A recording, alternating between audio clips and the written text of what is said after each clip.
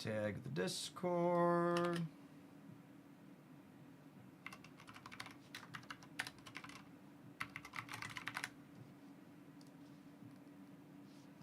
We might start with more Mewtwo today. I honestly really liked that deck yesterday. Enjoyed Mewtwoing the nerds. Our points were going up rather than down. We'll see. That could easily change today, I suppose.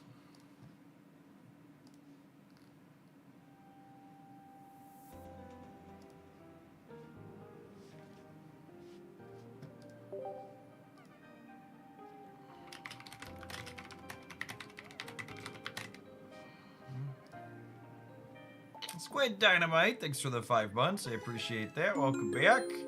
I have a whole boosty pack. 250 points off of being done with the set. Darth, thank you for the 15 months. I appreciate it.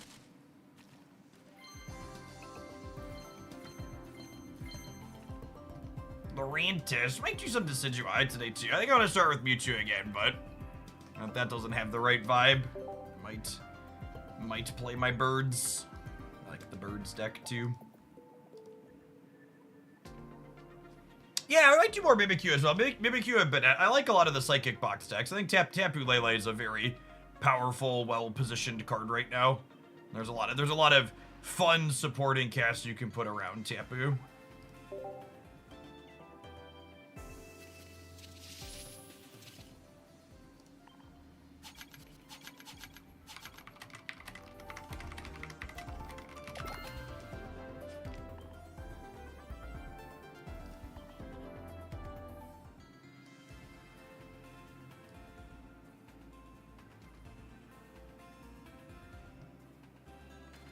There's like honestly like 3 or 4 decks I think I've been having fun with and are pretty competitive in the current thing. I think I deleted the things I wasn't happy with. But honestly, like the Solgaleo, Excalibur is solid. Maybe we'll lose points with this one today. This has got to be terrible, right?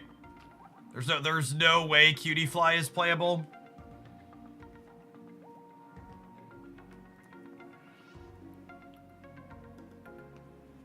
You can put Lunala with all free retreat cost 1 pointers to move the energy around. Could be fun. Probably terrible. It's a psychic Dodrio. So it's an 80. This client's so laggy. It's an 80 stage 1 that hits for 40, but you can pull the energy off of it with Lunala because it's psychic. So you can like use it to pivot into Tina and hit for 70, or pivot into Lunala and hit for 100.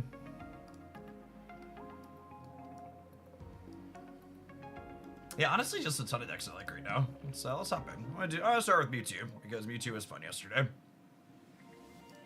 If that doesn't vibe for us, we'll go from there. We're 76 points off of Masters. So getting close. Probably get there this week if we keep playing.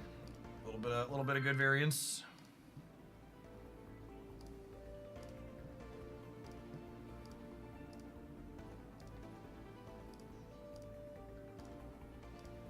Lots of free retreats with Lunala seems good. I agree. I'm a sucker for a good free retreat Pokemon.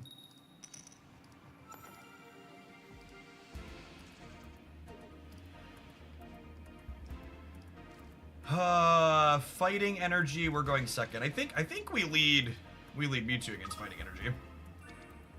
Especially with first energy advantage, like hitting for 70 quickly is good. This is local man about to be gutted by Rampardos.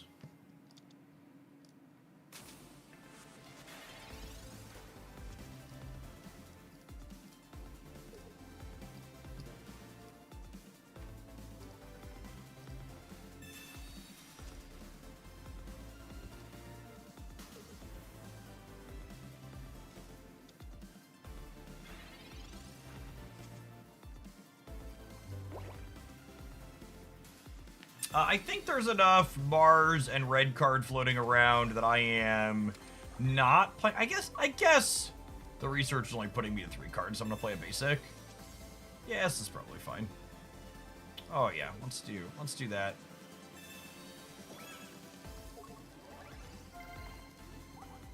And then honestly, if they want to trade me 3 for 3, I think I'm okay with that. I'm gonna leave my last bench slot flexed for now.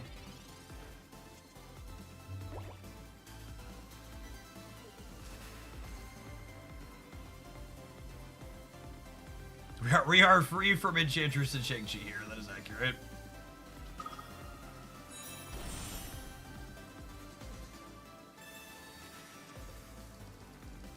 So we need to find a stage 1 or a piece of candy in our next couple of draws. Sweet. And they took our 3 for 3 bet. Lovely. What a lovely card. I guess they could murder Routes instead of Mewtwo here. Candy? One time? Unlucky.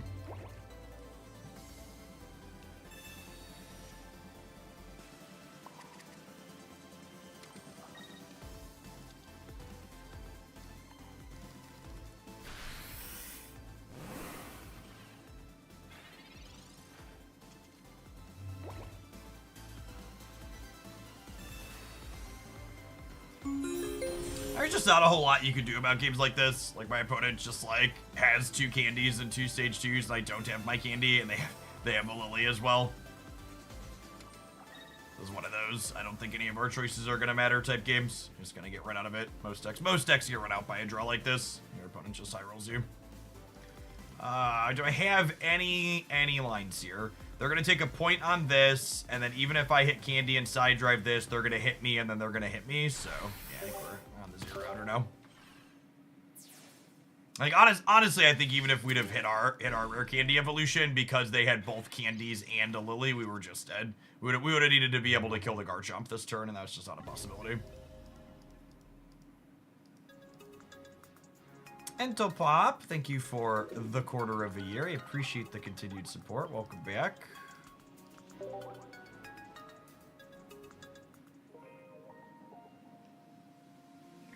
I'd be kind of surprised if Scoliopeda's good.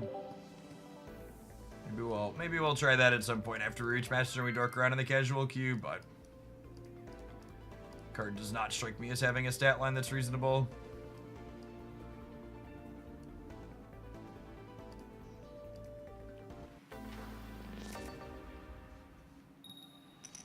Oh, the audio is doubled. Thank you. You should be fixed. Good catch. Good catch.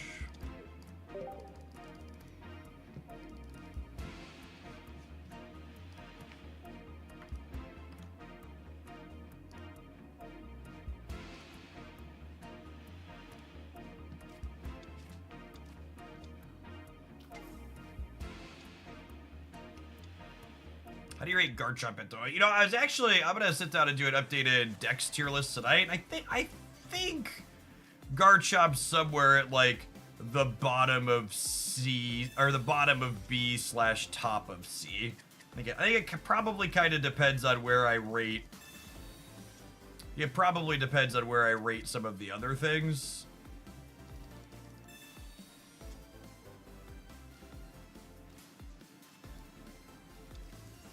This is going to make them want to red card or Marsby, but I really just don't want to fill. Oh, you know what? Instead of the routes here, I probably should have put the other Tapu out. That's what I should have done.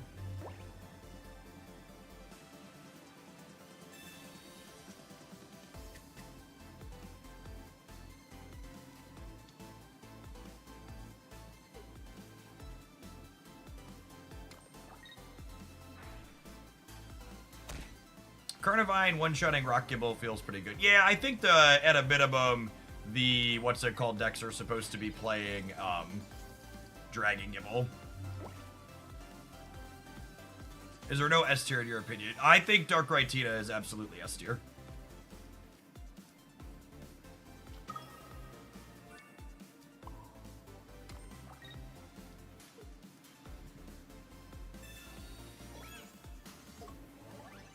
Any thoughts on Golem with Passimidian? I don't think Passimidian's a remotely playable card. I think its numbers are just really bad.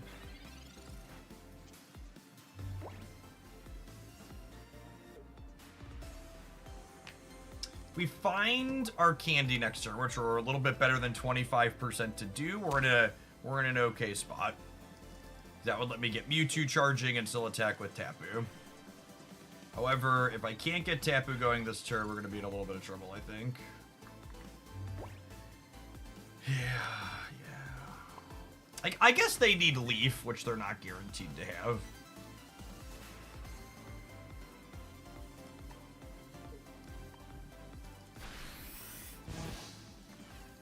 Yeah, Passivity would be a really sweet card if it wasn't an EX. Giving up 2 points for that effect is just not great.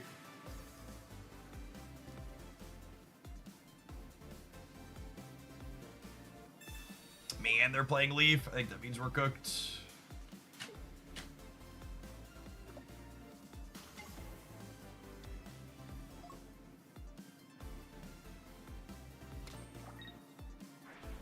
What's your win rate heading into Masters? Absolutely no idea. Probably something abysmal.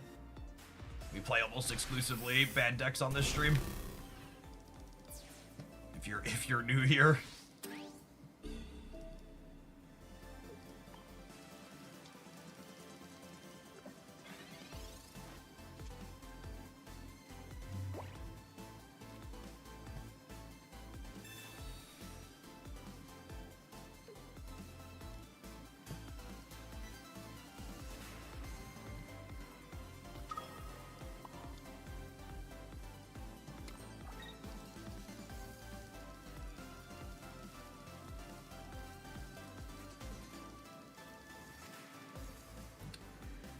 I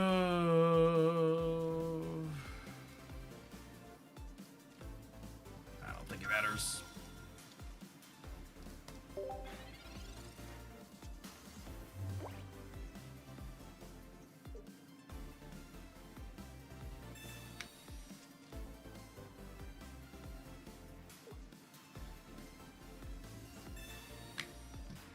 All right, that's enough Mewtwo for the afternoon.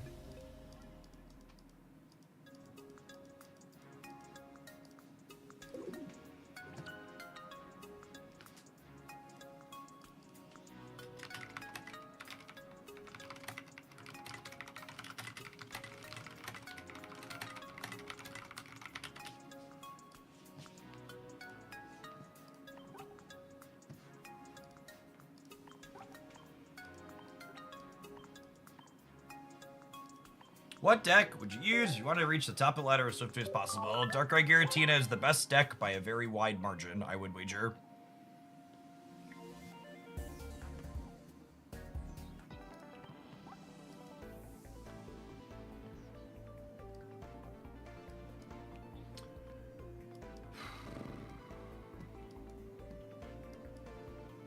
Technically still a Mewtwo deck. Bird people.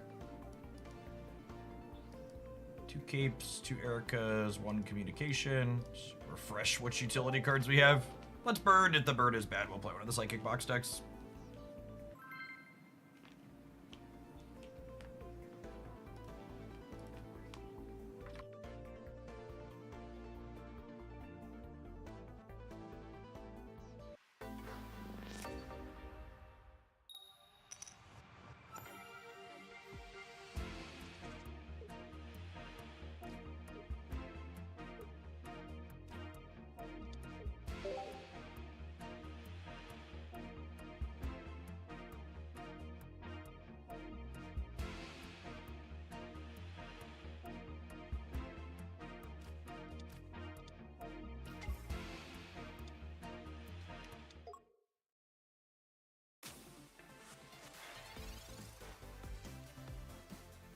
Did you stop spending a lot on this game? It depends on what you mean by a lot.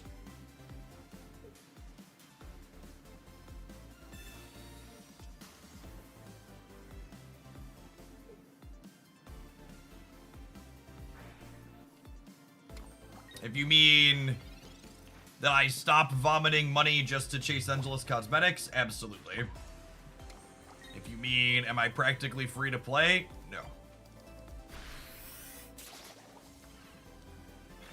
I stopped spending money this set when I hit all the mechanically unique cards and did not spend extra to chase cosmetics for the first time. I think that'll probably be my norm moving forward. They're just too expensive to justify.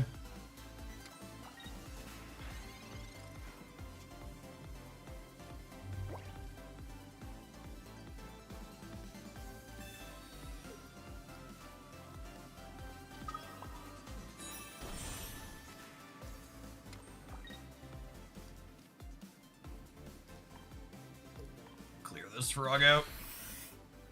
You ever tried playing Pokemon Live? I used to stream a bunch of the client that existed before TCG Live. Find a bunch of videos of that on my channel from way back on the Jeff Hoagland channel side. But no, never touched Live. Making content on the internet is the way I pay for myself and my family to exist, and there is no meaningful metrics or content numbers to be made in TCG Live.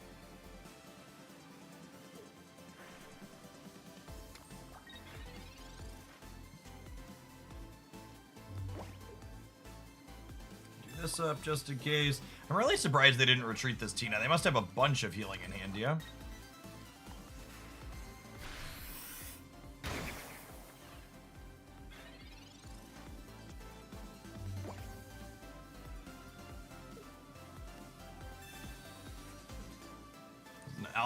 Now that they've taken a Razor Leaf and I can chase them down with Pierce the Pain. TCG Pocket is really cheap, or maybe I'm good at wonder picking. So the best way to describe the Pokemon Pocket economy is that it's very affordable if you're very lucky, but as soon as you run even a little bit below average, the economy becomes very expensive. So to give a point of what I mean, like, Marvel Snap will regularly sell cosmetic cards for like 50 bucks or even 100 bucks sometimes, and that's not cheap. And in Pocket, if you're lucky, you can get most of these cosmetics that aren't the season pass completely for free if you just like luck into opening the one you actually want.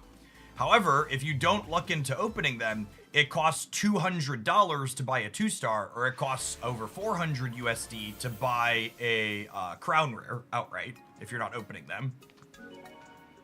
So there's always the chance with this game because it's very loot box powered.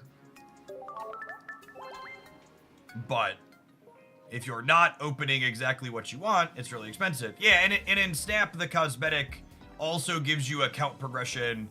And this kind of gives you account progression because you open packs with it, but you also need 2 of them, right? Like in Marvel Snap, my decks are singleton, and in this game, if I want matching cosmetics as a 2-star, it's gonna cost me 500 bucks.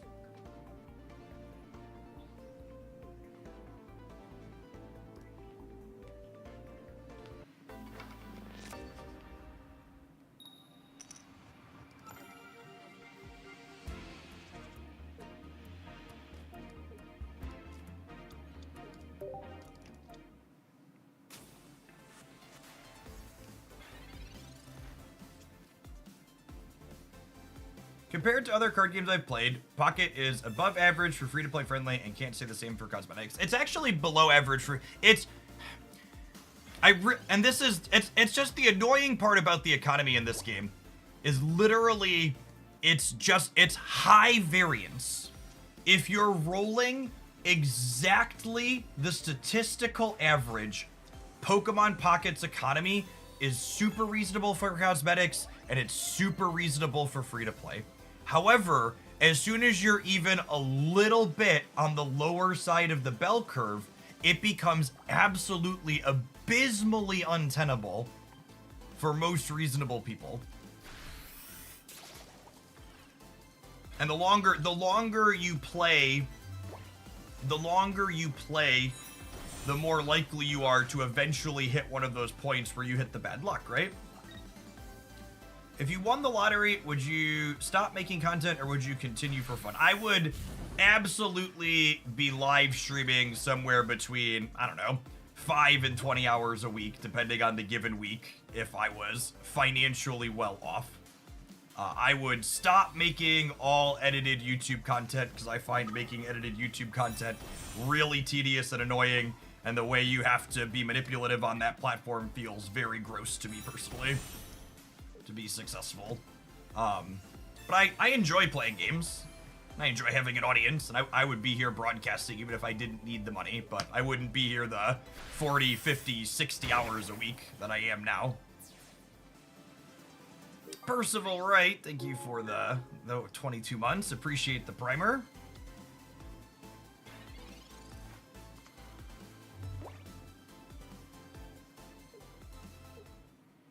To Jeff's point, this set, I've opened almost 200 packs. I've wonder picked dozens of times. I have 0 Solgaleo, 1 Lunala, and 6 Incineroars. Yeah. And that's something even if you're spending money is going to happen to you occasionally, right? Like, you're just going to have a pack where you eventually brick a bit, and then you're not going to get to play with the cards that you actually want to play with.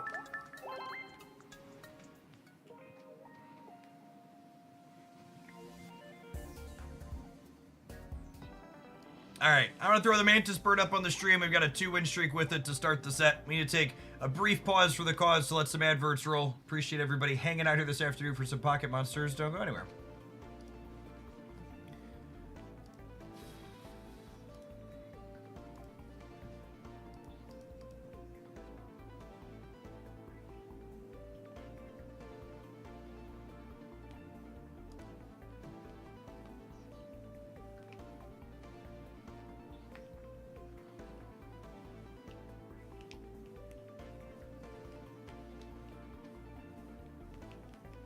I think the best way to really frame the kind of absurdity of the Pokemon Pocket economy from a variant standpoint is that even Magic the Gathering Arena implemented duplicate protection, so you couldn't open 6 copies or 10 copies of the same Mythic before you opened other ones.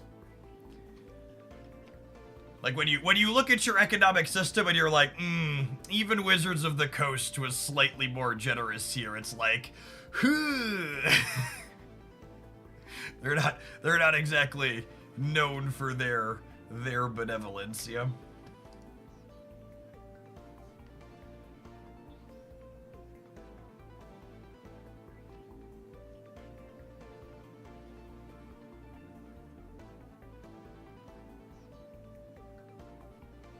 No, this game is very different than the physical card game. Pokemon Pocket is essentially what the TCG if the TCG designers asked themselves, okay, if I wanted to remake Pokemon TCG for the 21st century, what would it look like? I think Rare Candy was a wonderful addition to Pokemon Pocket. I think with the power creep we had with Arceus and Darkrai and Giratina, Stage 2's absolutely needed Rare Candy in order to be competitive. Is there a reason why you prefer Lurantis to Meowscarada? Yeah, because this is a Decidueye deck, not a Meowscarada deck. The Meowscarada decks that you're referencing are generally 2 of the Meowscarada lines, and then a 1/1/1 on the Decidueye is like a final finisher, as opposed to the Beedrill they played previously.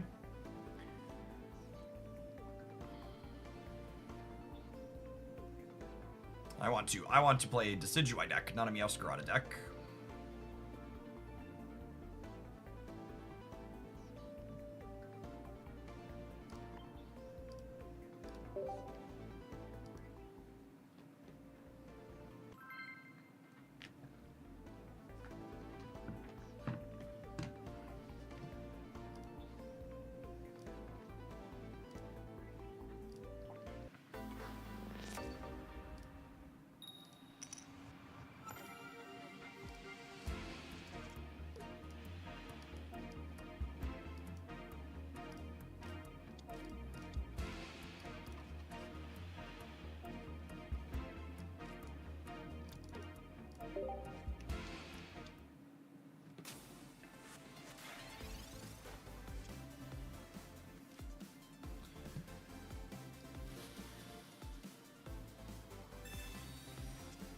How do you deal with Charizard?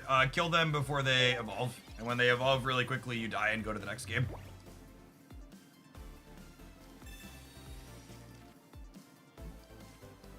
Too many people get too caught up on the idea that you have to have a chance in every single matchup that you play, when the reality is sometimes you're just going to die, and that's okay.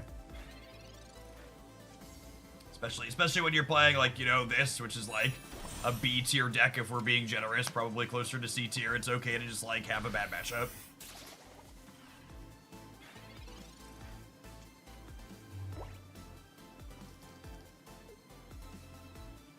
That's why one of the really common things in every card game is you'll see the streamer like lose a game and people immediately start like suggesting like, oh my god, I need to make changes to the deck that add a card that helps me win the last game that I played. It's like, or like maybe the last game that you played was like a little bit unlikely and it's okay that you lost it. You should just go on to the next one. Speaking of, we die here if they find Arceus, since they had all this. They don't quite have the nuts because they technically missed on the Arceus on turn 1, but.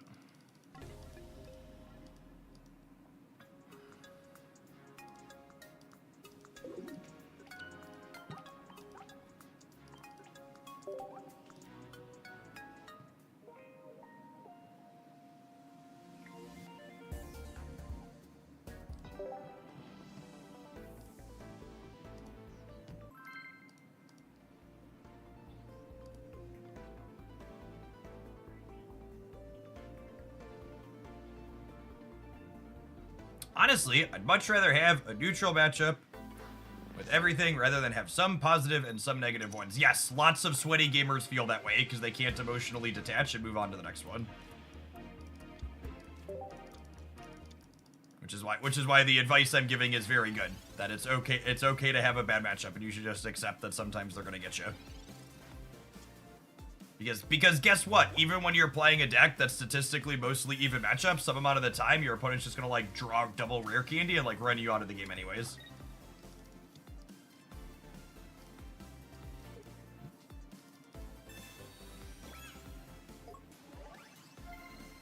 Okay, I play this with one Decidueye. There is a Meowscarada Decidueye variation that's okay. I like this Decidueye deck the best, with Lurantis as the support. I think it's the most consistent. There are some other builds like Greninja Decidueye that are a little bit more powerful when they all come together, but they're a lot less consistent because they depend on more moving parts. So I think this particular build is a really nice balance of consistency and power.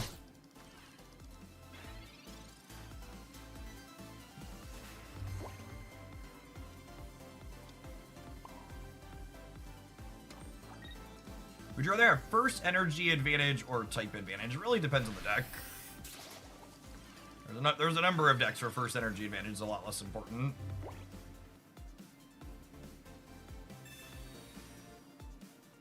You tried Decidueye with Spirit Tomb. Spirit Tomb is not a very good Pokemon pocket card.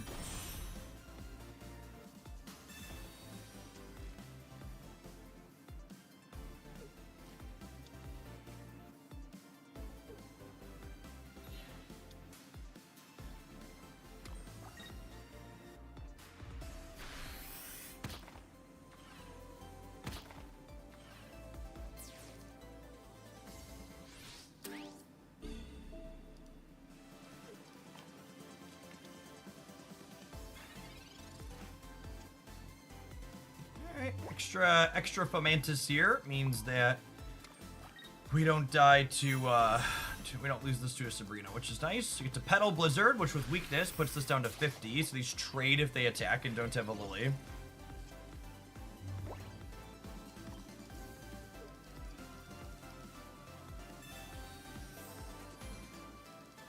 Alright, and then we need a candy now, yeah? 2 candies, 2 research, 11 cards of dream.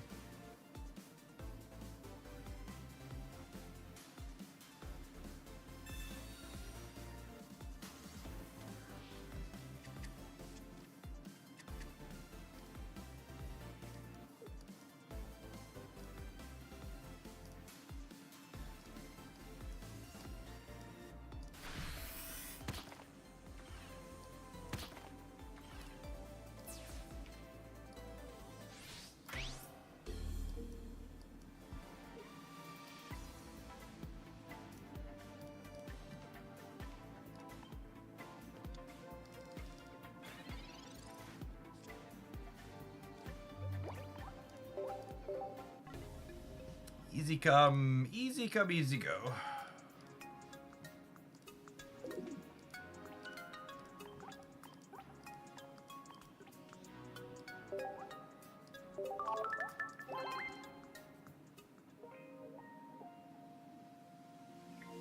I found the Meowscarada build to be more consistent because of Sprigatito. One, there's a lot of red card in Mars, which makes Meowscarada's added consistency much worse than it was in previous seasons. Two, the Meowscarada deck is not a Decidueye deck. It's a Meowscarada deck, which is fine if you want to play Meowscarada, but I think it is misleading when someone says, what's the best Decidueye deck, for you to say Meowscarada, because it's not a Decidueye deck. I admire how calm you are, I just can't do it. Listen, gamers, I used to spend hundreds of dollars, sometimes thousands of dollars, and fly across the country to lose games of Magic the Gathering that sometimes were played for as much as 5 figures on a single match. Losing a random Pokemon Pocket ladder match from the comfort of my basement, where I make a good living making content here, like, it's like, alright, we can go next now.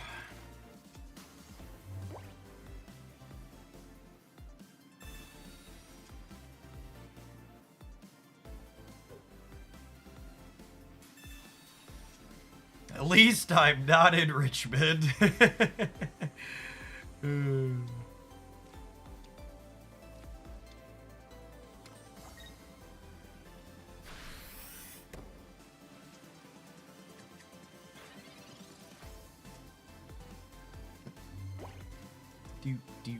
Do. Any thoughts on Absol? I've had a terrible time trying to get it to work. I can't tell you what Absol's text box is without looking it up, so I would assume that means it's probably unplayable.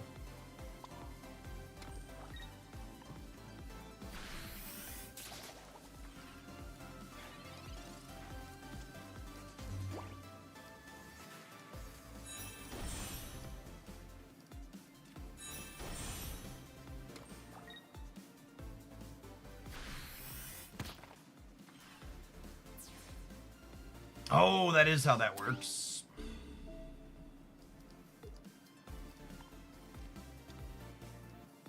I needed to not put the cape on it. Putting the cape on was wrong.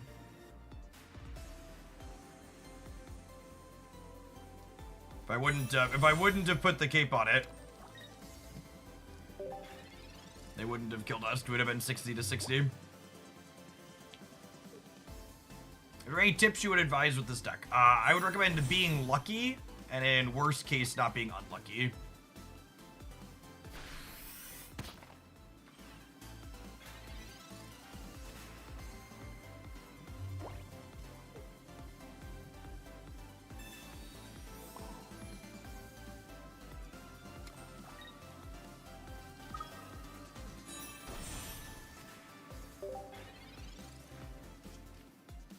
We're kind of hoping to draw the other Lurantis, or sorry, our first Lurantis. That way we can mark some damage on everything, so our Decidueye gets hit a little bit harder.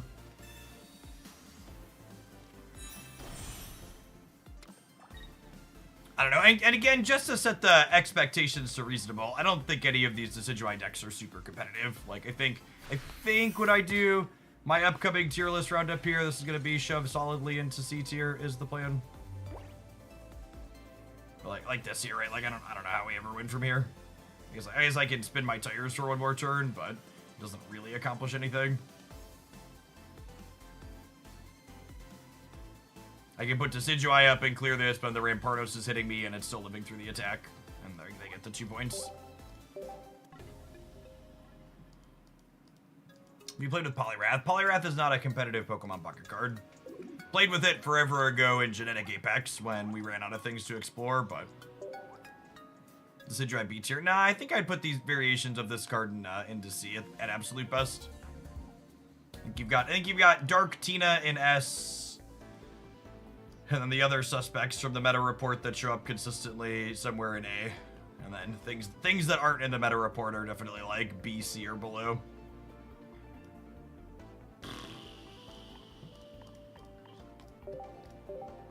Let's play some Ace.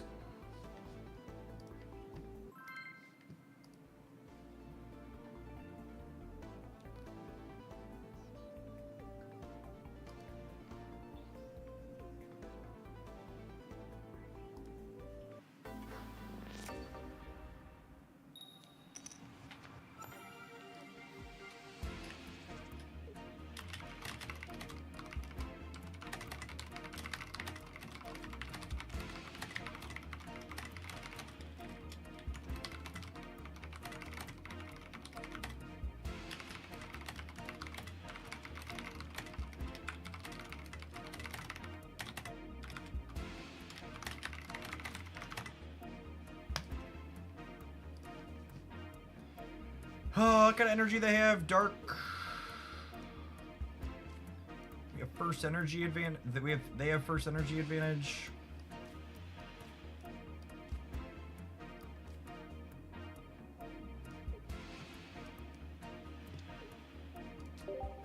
What's your typing speed? Probably like 100 words a minute or so. Nothing fancy.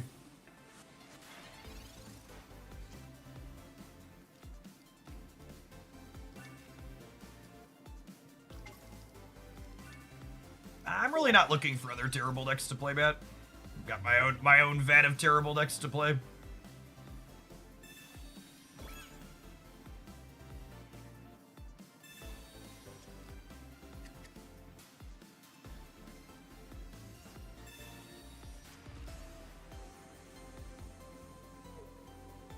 How do you like this deck? It's one of my favorite terrible decks to play. I enjoy it.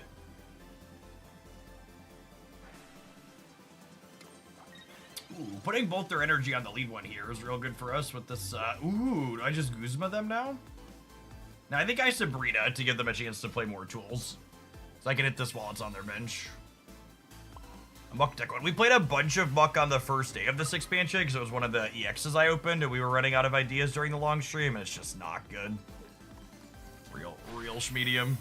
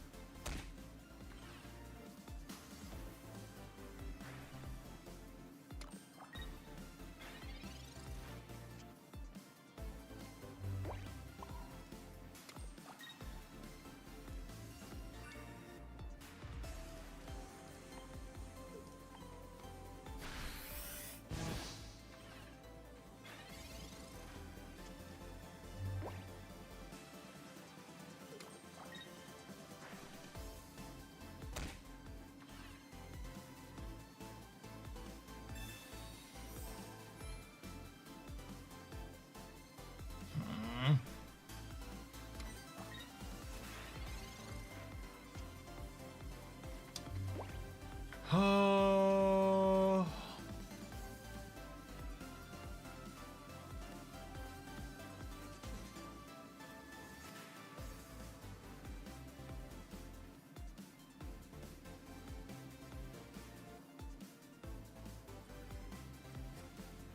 So we're gonna be able to take a knockout with this. This does 80. I think I want to position myself to be able to clear this with Cyrus, I think is the way I potentially win this game long term. I'm expecting them to go energy on Darkrai, retreat the active Tina.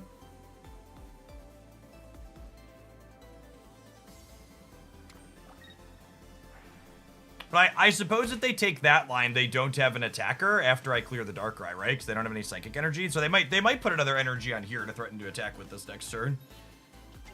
Okay, no, they are getting aggressive. Neptune's Wrath, thank you for the 4 months. I appreciate that. Welcome back.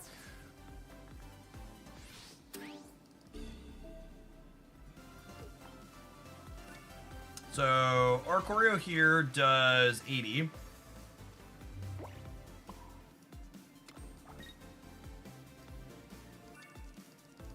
And then this technically finishes.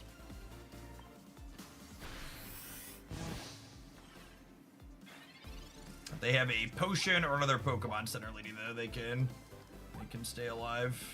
Cape will not be enough.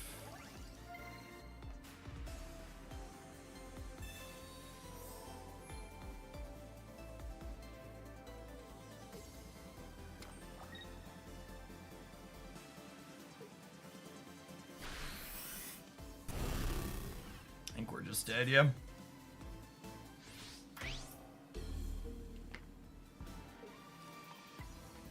Just can't live a hit.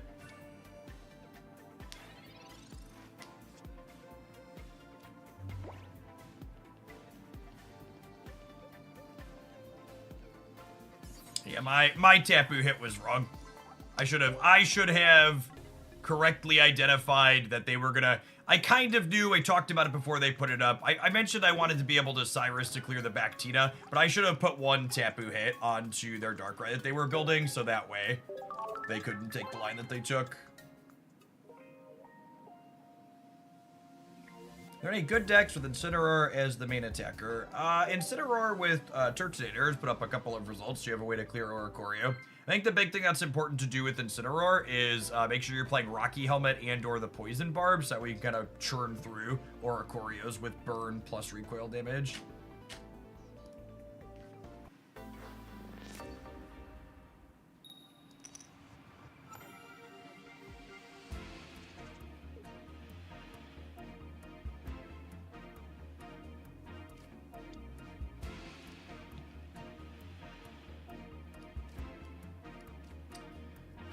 Playing this without first energy advantage feels bad, but I definitely don't want to lead on the bird.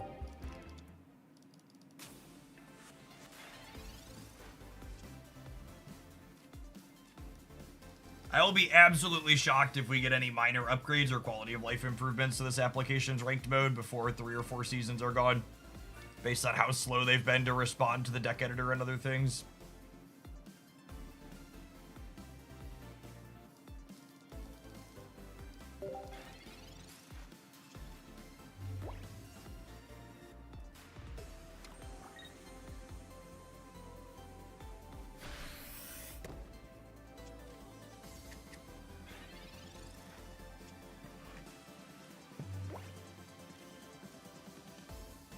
It's interesting, they posted the deck usage stats from last season on their main page. I actually think those deck usage stats that they posted are a good example of something I like to see. I often like to say, which is data doesn't lie, but liars love data.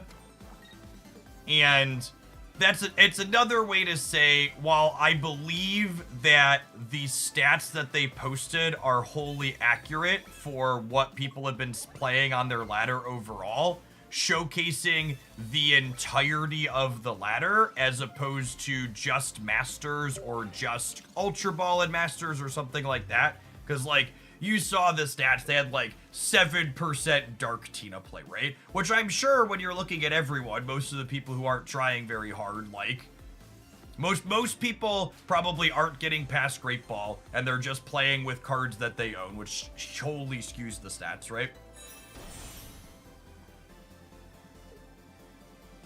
If they hit me without a cape, they die. Hit me. Hit me! Hit me! Hit me! Oh, yeah. No respect, gamers. None. No respect.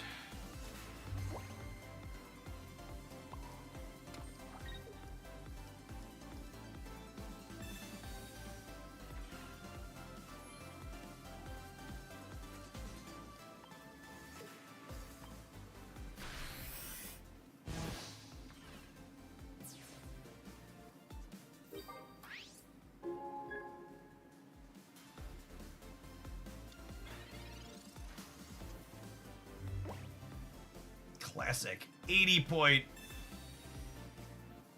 Mimikyu swing.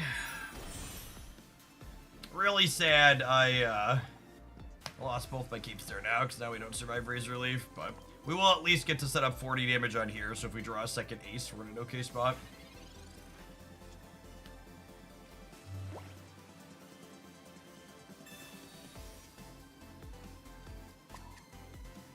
What are the odds you think they didn't know what Ace does? Almost 100% they had no idea what Ace does. And now the question will be, how many Ericas and stuff do they have?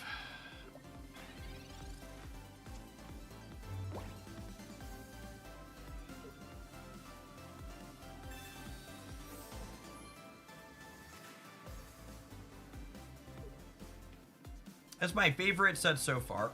It's up there. It's either number 1 or number 2. The metagame for this expansion is very reasonable.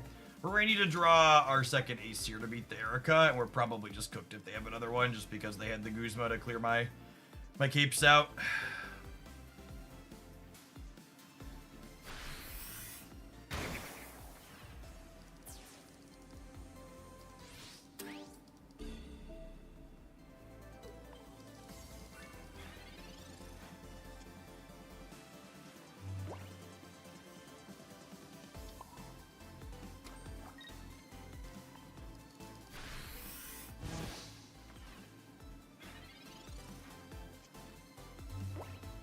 I see you players with more experience put bench Pokemon in your shooter than I do. Why is that? Well, cards like Red Card and Mars will take Pokemon out of your hand.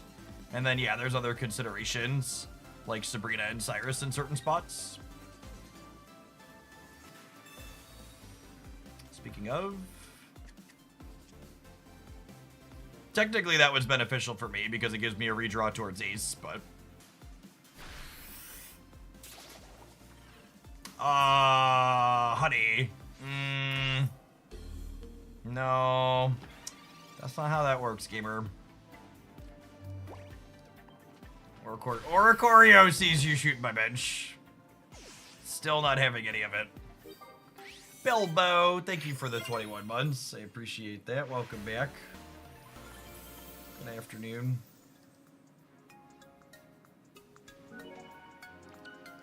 Yeah, that's true too. Different decks want different amounts of different kinds of Pokemon on their bench. Also accurate.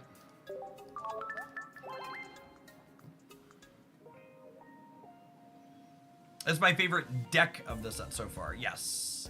Oh, I think I misread your question the first time, Kevin. Sorry. Yeah, I like this deck a lot.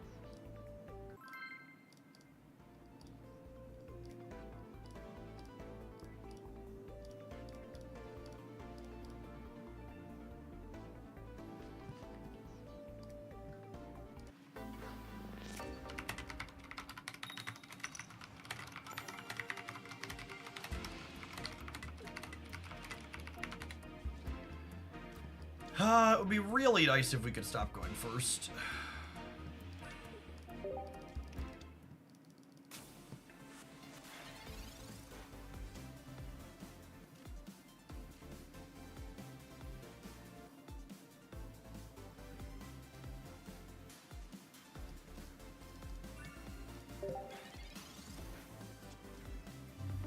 The new EX Monkey and Ninetales playable. No, they are bulk.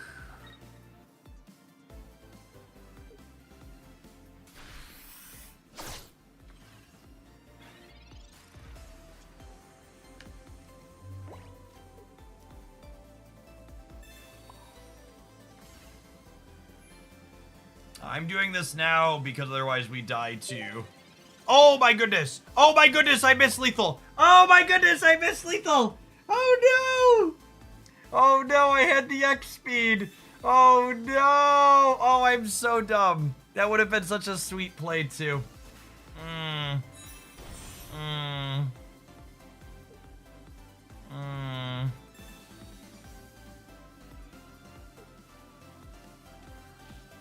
I'm so stupid.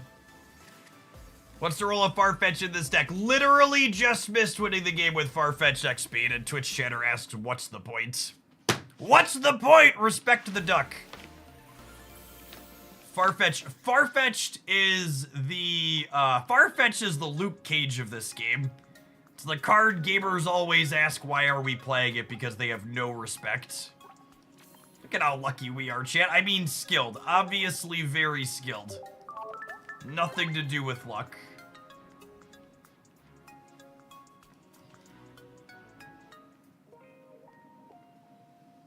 Farfetched is good, efficient, early damage on a single knockout point Pokemon.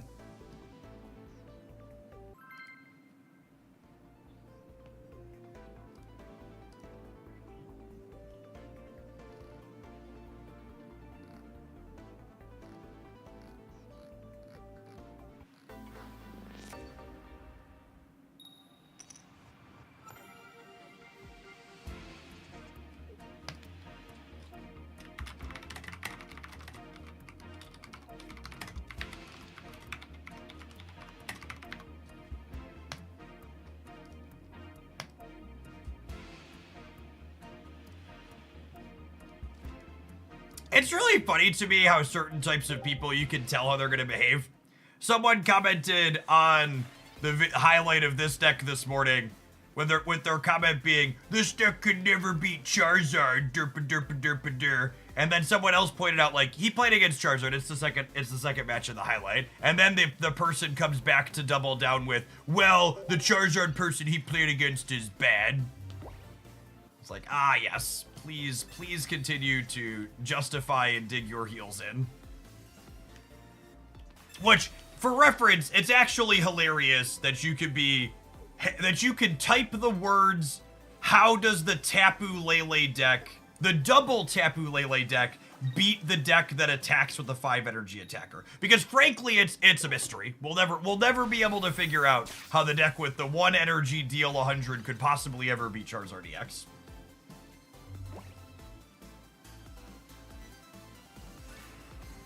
Truly will just be left wondering for all eternity. Am I hitting this? This thing evolves into Vikavolt, right? That hits for like 70.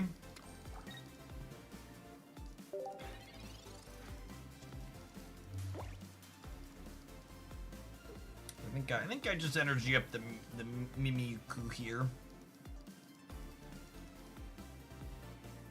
Is this not the Vikavolt one? Am I misremembering? It has no Evo. Got it. Cool.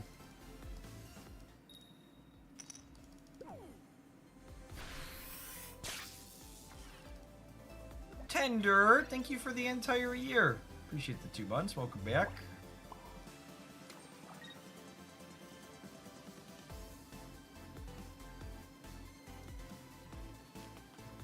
Maybe I was supposed to Energy Arrow here, actually.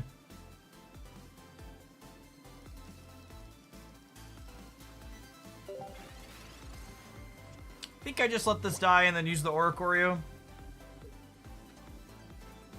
Will a Farfetch evolution ever make it to Pocket? So the Farfetch evolution is a regional evolution, which means that when it eventually happens, there will be an Alolan Farfetch'd that you'll have to evolve from. So when we eventually get Surfetched, it won't evolve from the Farfetch we already have.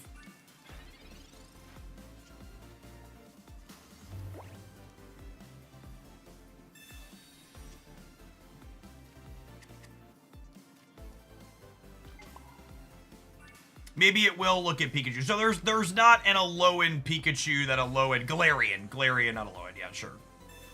Different region. There's not an Alolan Pikachu for Alolan Raichu to evolve from. There is a Galarian Farfetch that Surfetched evolves from. And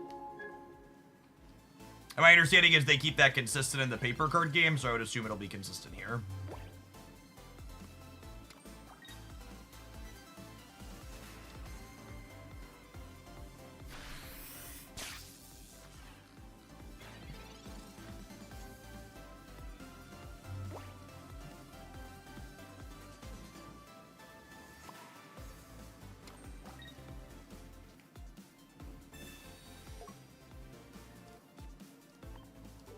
Red not looking so hot here. Put the extra damage on our backline Mimikyu, so that way we have some options with Ace.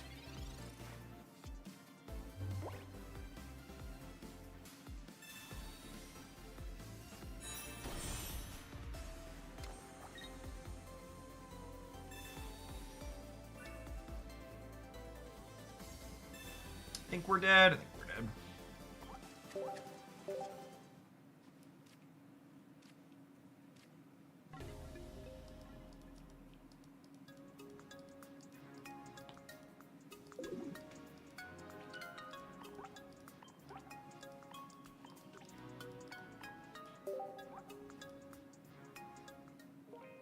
Does Ace only work for Mon with damage already on it? I don't understand your question. You can put new damage on an opponent's Mon, but if you don't have damage on your Mimikyu, you won't get to do anything now.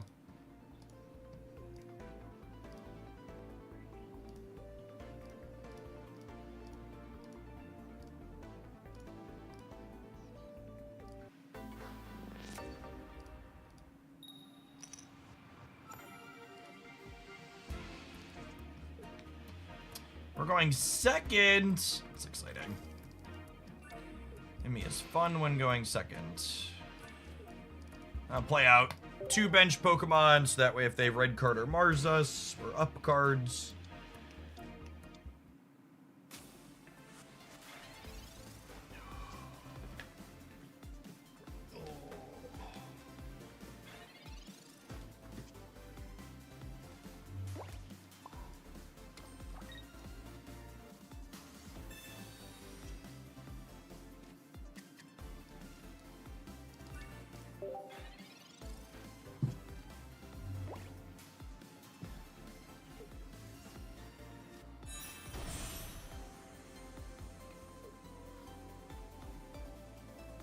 See where they put their energy, or if they have any other sustain here.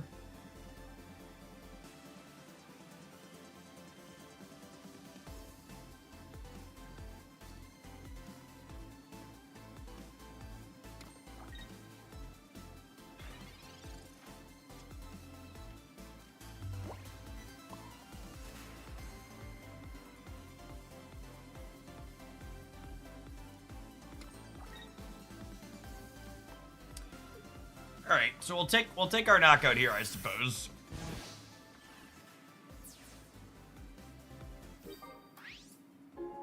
And then can we beat through the Decidueye? I'm getting to a bunch of people playing Decidueye today, and that matchup's not felt very good for this.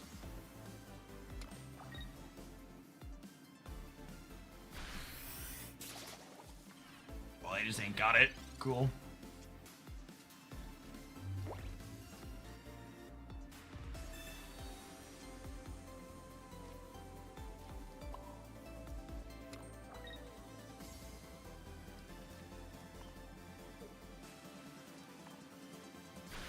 Afternoon Prime.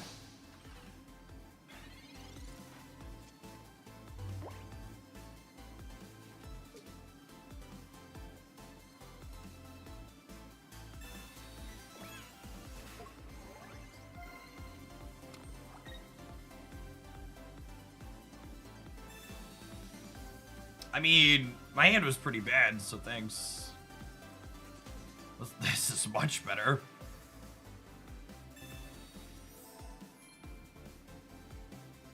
I like to dedicate my win this turn to my opponent, without whose red card this would not have been possible. As always, Pokemon Pocket is a game where having the right cards is more important than having more cards, and the reason why your opponent usually has a bunch of cards in their hand is because they're bricked.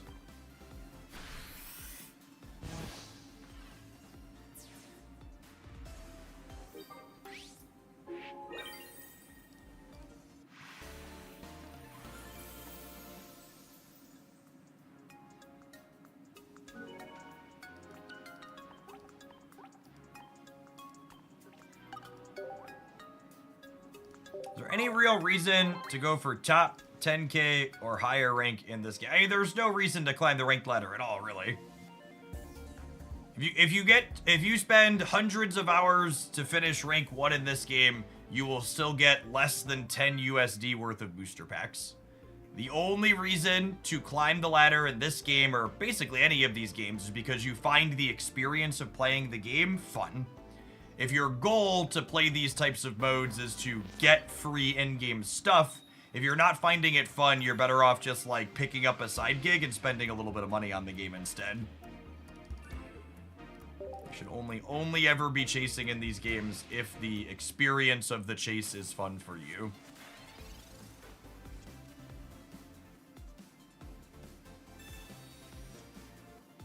Have you played fewer ranked games this season than last? I don't know.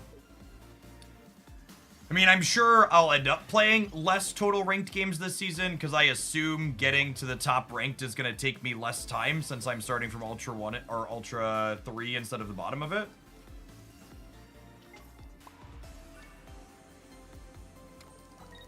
I've definitely been playing a bit less Pocket, but that's more on stream at least, because that's more related to the fact that metrics for Pocket content are worse than metrics for Snap content.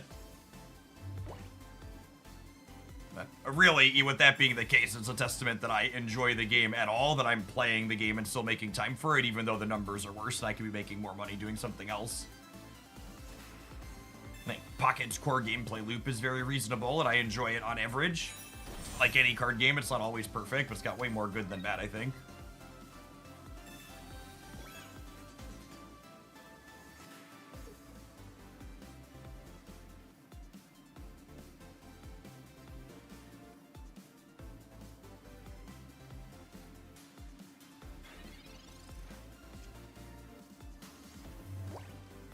Looking for an Oricorio here.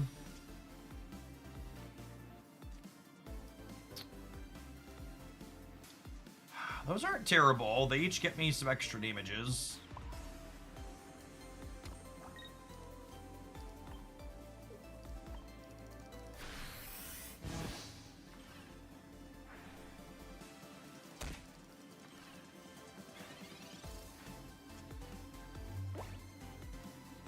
I actually think when people talk about the IP behind games like Pokemon Pocket and Marvel Snap being the reason that they're going to be around, they're ignoring the fact that there's plenty of, especially with the Marvel IP, there are so many failed Marvel games. I think it's an incredibly both ignorant of reality and downplays how well Marvel Snap does in terms of gameplay. And Pocket too. Pocket's gameplay is good. I think Pocket probably has slightly more people that play it as a collection game than Marvel Snap does. Because Marvel Snap you can't play as just a collection game. Yeah, I think we're just dead to the Solgaleo, unfortunately. All of these Tapu Lele decks feel kind of clunky when we're not playing against Darkrai and Tina. It really feels like our existence is largely just exploiting that weakness in that deck. Alright, I've got one more Tapu Lele deck before we throw the towel in and play something else, I think.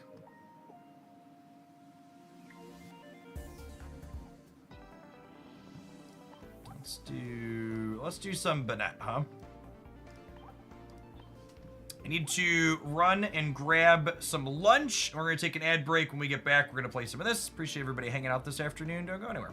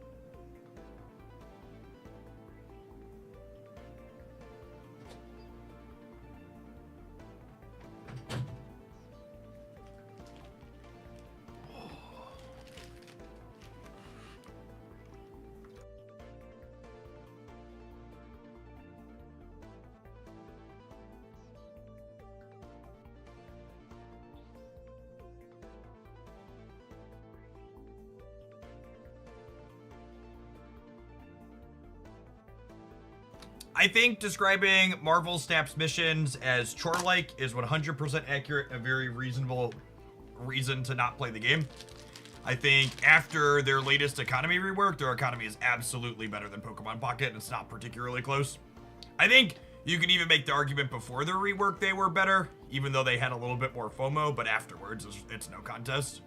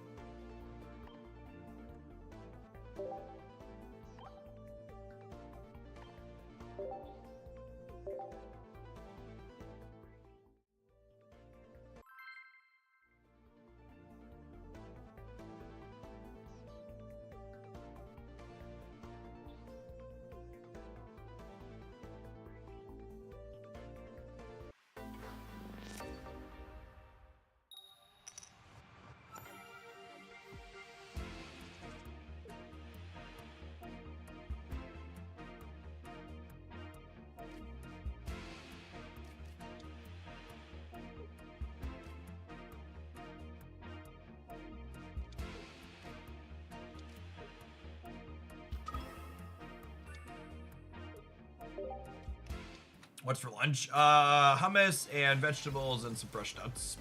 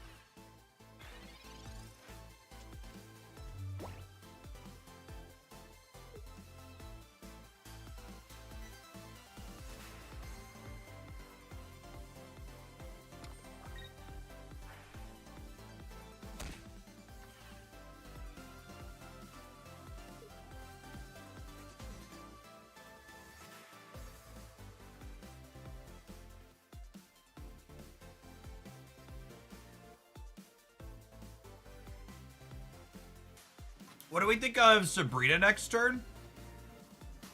And then we switch to the Banette and just start pounding him. Another Froakie makes that less appealing.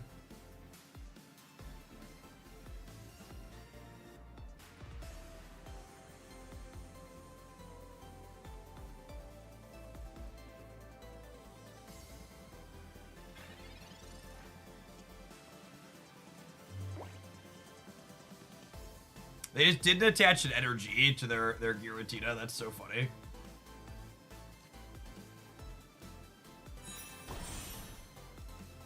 I think I'm gonna swap and try and just clear this frog. So Nightbond here says they can't attach energy to their active next turn.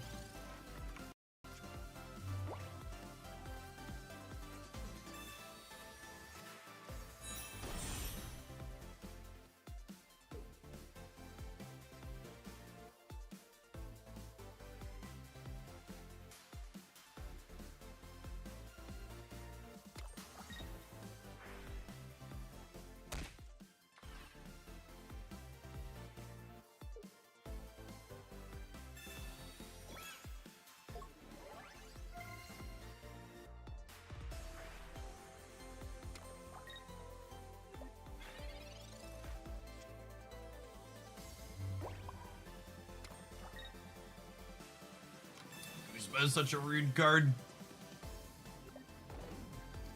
And the important thing about Nightbond templating, this is not attached to the Pokemon it's hitting. It's just a status effect on the Pokemon that's currently in the active currently in the active spot globally.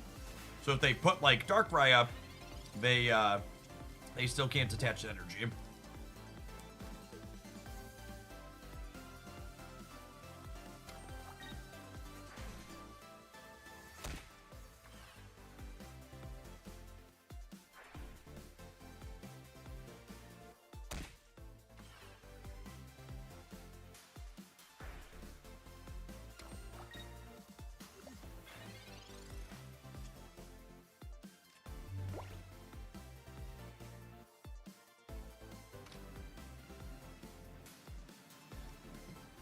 This is another Tapu or an Oricorio.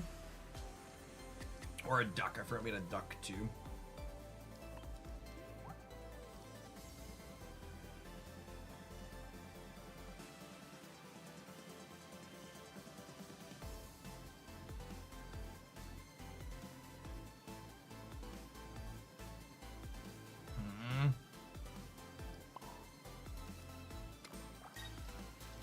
I think I want to Tapu the Darkrai. But I guess, yeah, I want to Tapu the Darkrai because they can't attack with Tina next turn without a Leaf or an X speed. So if they're gonna get this one up and attack with it, I want to mark some damage.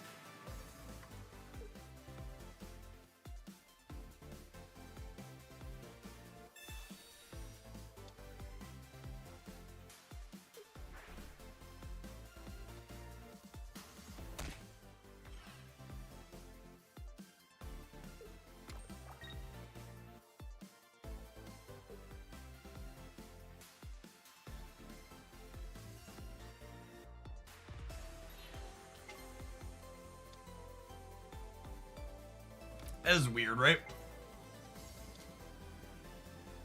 You'd think they'd want to. You think they'd have just killed it with the trigger, yeah, instead of putting. I guess Tapu hits it even when it's on the bench, though. Maybe it's just a wash.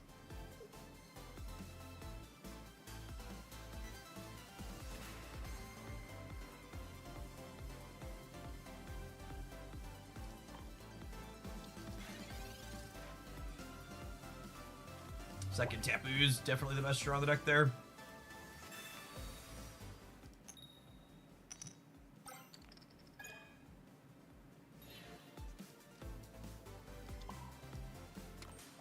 Oh, I guess Rocketing makes the Tapu worse. A little bit of a autopilot mistake here.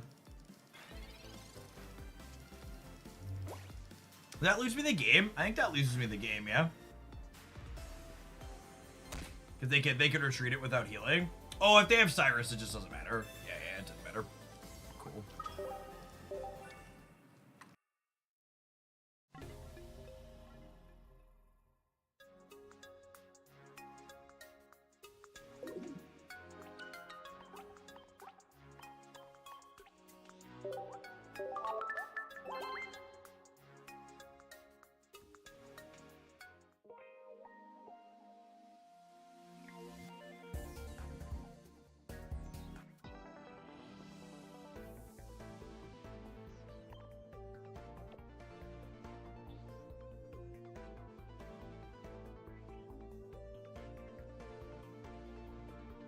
kind of want extra X speed in here. I might give up the duck to do it. Means we start on Mewtwo more often, which kind of sucks, but speed also helps us fix that.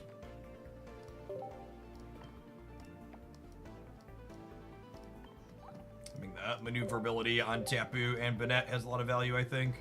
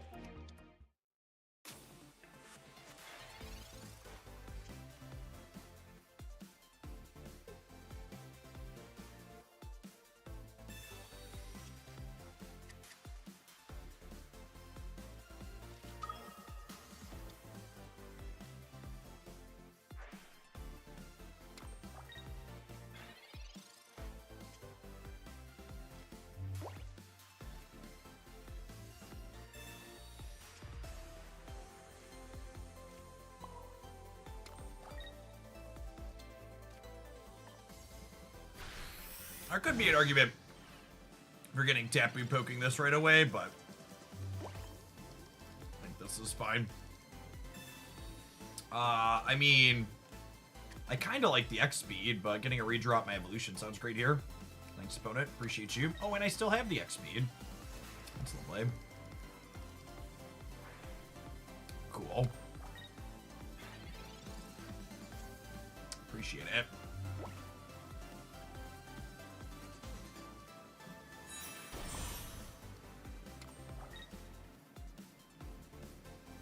Do I Sabrina and just lock the Tina up? I think so, yeah.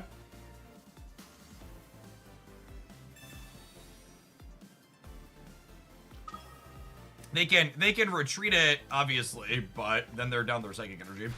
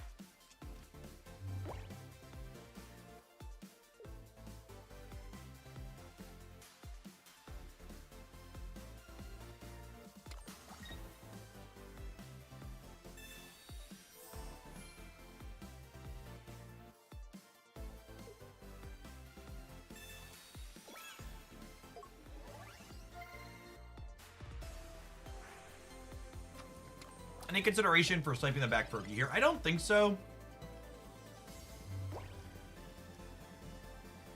I guess maybe. I don't know. I have a super strong opinion either way. I think it's going to mostly work out the same. I just need to pick up my first. I guess clearing this one clears the one with the energy on it is a worthwhile consideration. I actually don't want to play this out because if I draw Mewtwo, I want space on the bench for it.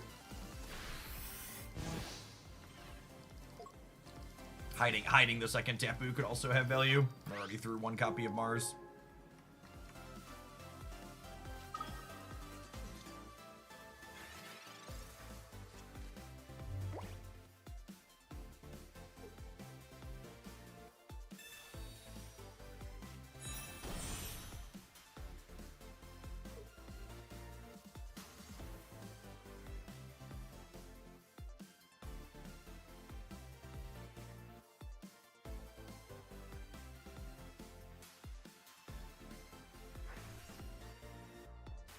How do they win from here? I'm struggling to see it. I guess it does probably involve that, yeah.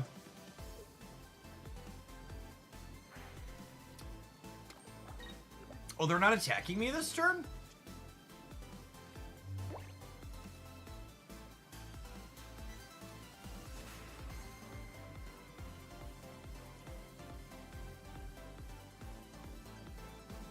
Oh, they didn't realize Tina couldn't have energy. That's funny.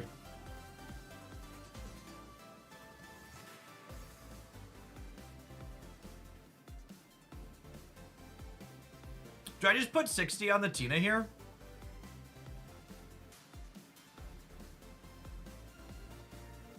Because they're trying to build the Tina still. And if I kill the Tina, they lose the game. No, they activated Tina. That's why they didn't attack yours. Does Banette block Space-Time Bell as well? It does, yeah. It stops all energy from the energy zone. So the only way to get energy on your active Pokemon... The only way to get energy on your active Pokemon when you have Banette's things active is something like Lunala or Vaporeon or other things like that.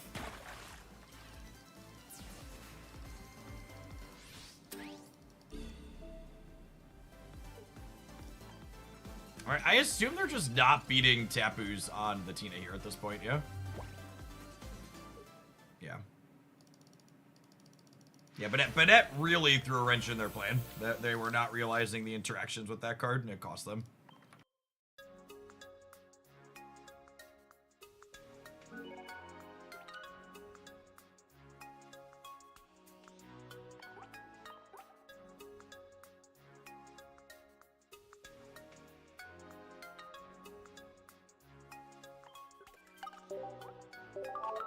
Alright, when we started playing Pocket Day, we were 76 points away from Masters. Very close. We're now 79 points away from Masters, making progress.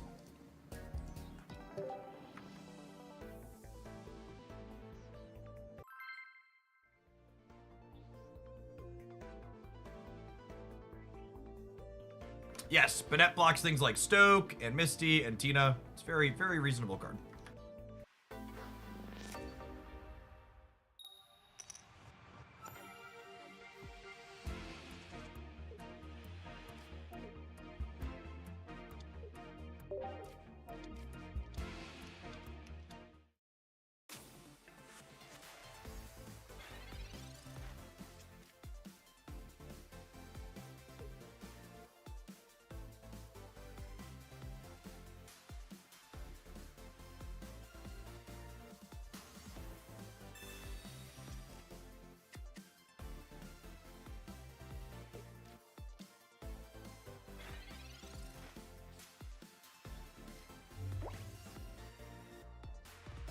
Gosh, I don't think our deck ever beats the crab, huh?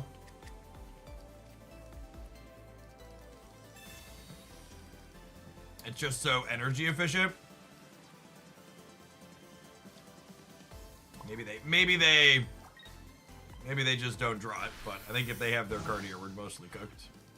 Well, this is weak to Psychic. Look at that. Sometimes lucky. Won't be for long.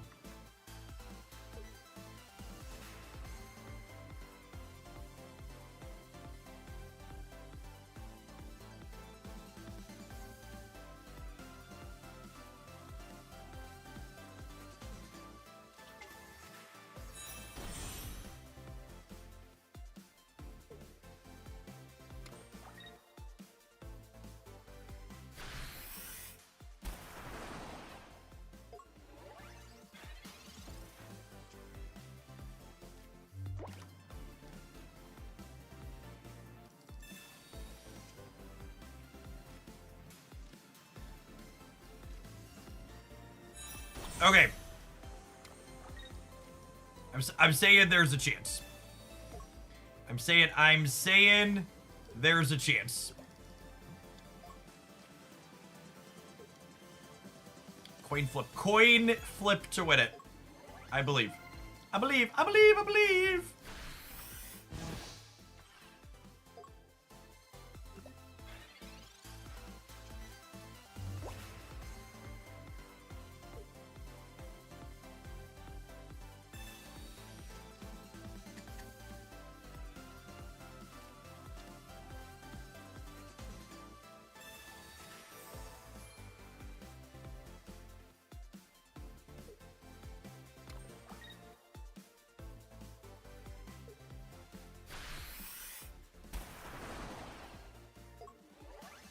All right, Rocket.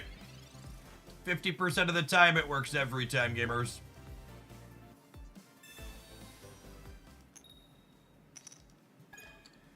Yep, that sounds about right.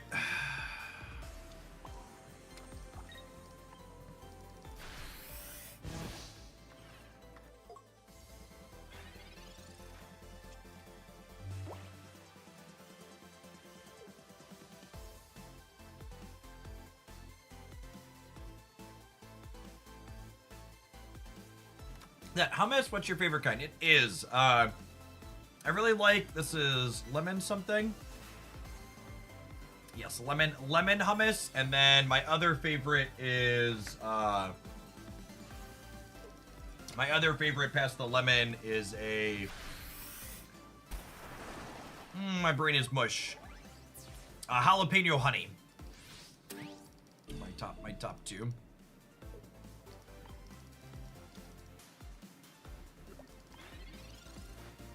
Like a little sweet in there with them.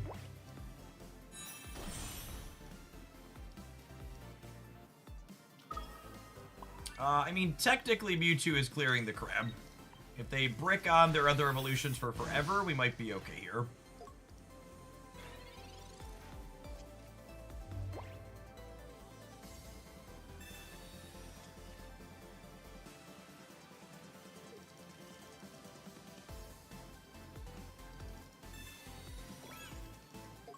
Speaking as someone who eats a lot of hummus, there is a distinct difference between a regular hummus and a hummus that advertises itself as a lemon hummus.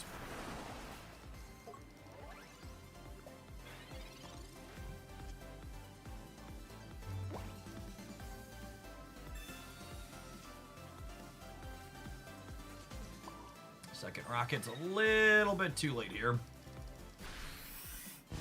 Need to hit on the first one.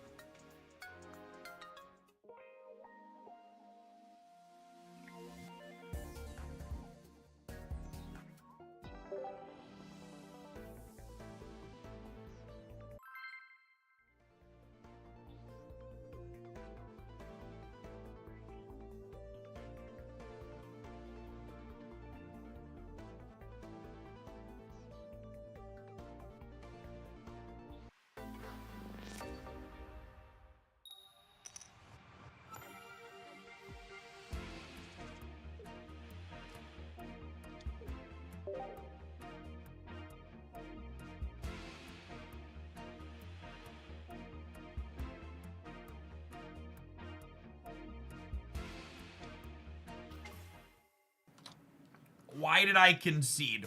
This is a really good opportunity for you to learn a lesson at home. You should go back and look at that other game that I just left and think through what the possible lines are for me to actually win the game there. One of the things you want to do to get better at Pokemon Pocket is be thinking through the game multiple turns in advance. Pokemon Pocket's very chess adjacent in a way, where most of the information that you have is face up on the board. So it's very, very easy to like look at the board and go, oh, I'm not dead for a couple of turns, but there's no way for me to actually win this game anymore. Could you not rocket and use the second Banette? I didn't have any knockout points in that game, gamers.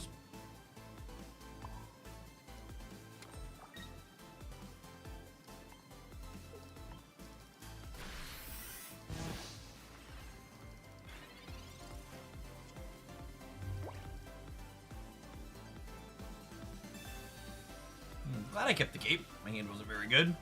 Happily take a redraw at the Storko.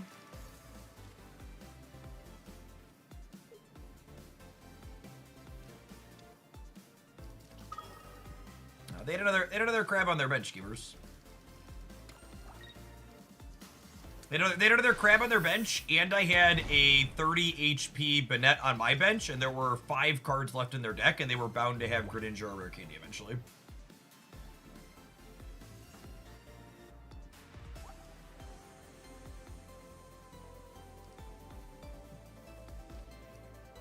So, like, this card's embarrassing for a number of reasons. But something on the laundry list of reasons why it's embarrassing is if we could find another Tapu Lele, we could kill this while it's on the bench, and if it gets killed on the bench, it does not offload past its energy.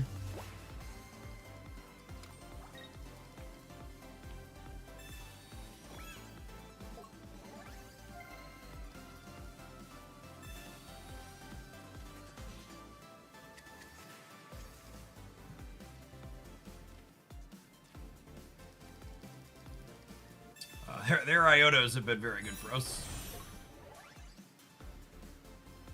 Oh, I guess I'm missing an X speed now though.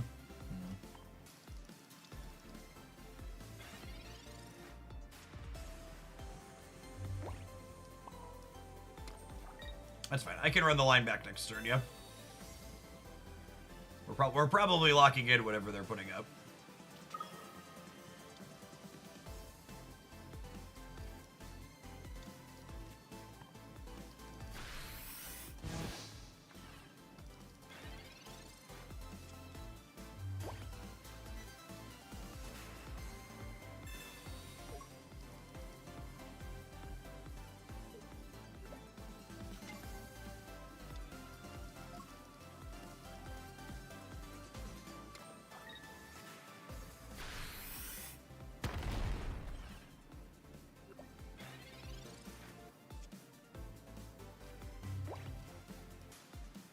So Sabrina here.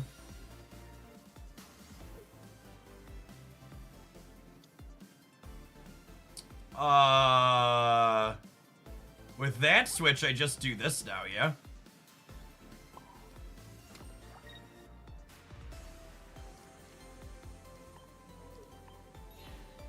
Maybe I'm still supposed to kill this, because if they...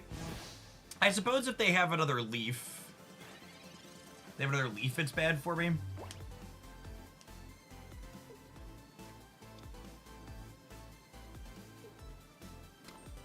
I can fix that next turn, I suppose.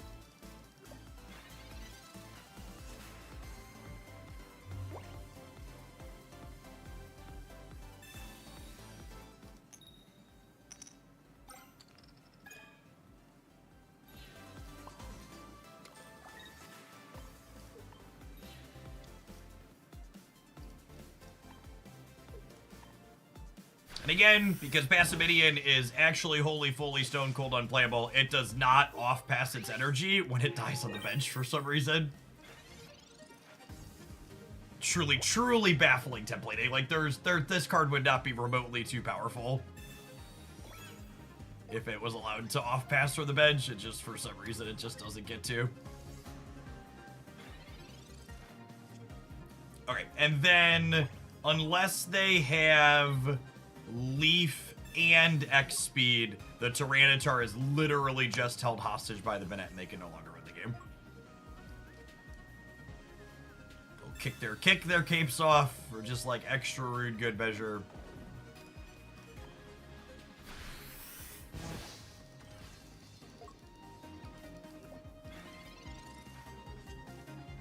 Just like watch the Tyranitar slowly go insane.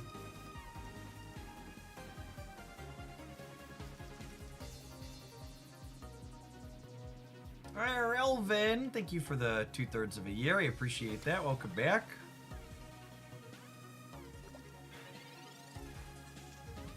Are we having fun yet, opponent?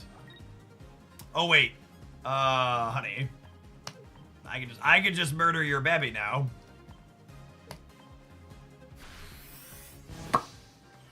Decidueye ain't got nothing on Tapu. Decidueye ain't got nothing on Tapu. The real arrow sniper is here.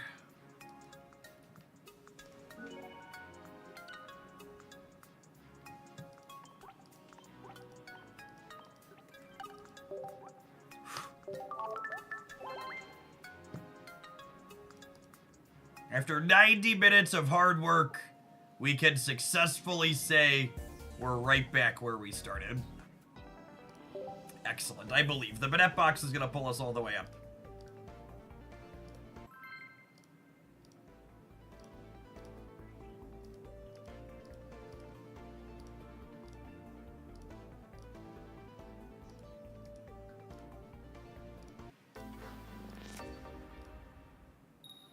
Where's the full art Tapu? I stopped spending money to get cosmetics in this game. Only spending money to get mechanically unique cards these days. It's just too expensive to buy cosmetics. Hard to justify the business expense.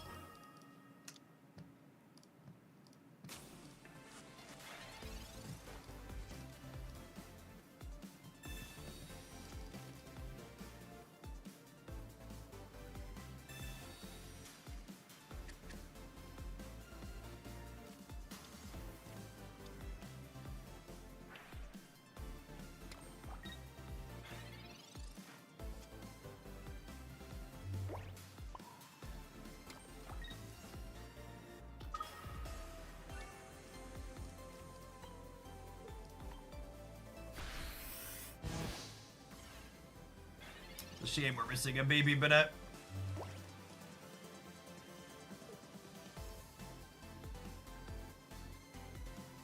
A golden Pokeball broke me. Me too. I spent almost 400 bucks on a gold Pokeball and I was pretty over it. Still spend, as long as I'm enjoying the game, I'll spend enough to get all the mechanically unique cards ASAP, but I'm not swiping for 2 stars and other stuff anymore.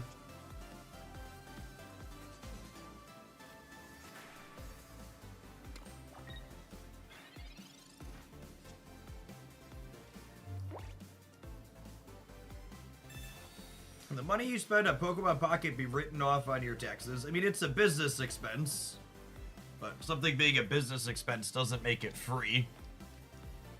Taxes in the United States are complicated, so that way the wealthy can pay less of them, but while I'm certainly comfortably upper middle class, I am certainly not wealthy. Here in Hogalandia, we make what I like to call, I can afford to put money into a retirement account, not a work optional amount of money. Which is more than a lot of people can say in the current state of things. I'm very, very fortunate to be where I am.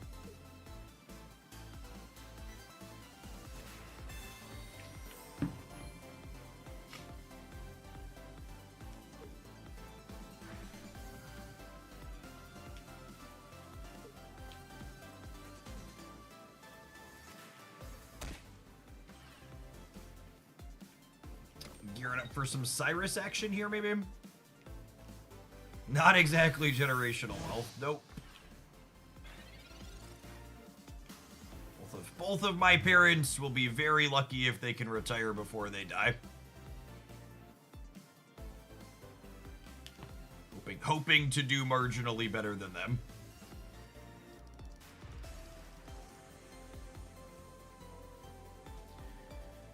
Am I putting another energy on the Mewtwo?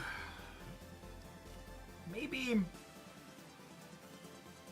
I don't think I'm working this up to 150. I think I'm spreading these out for now.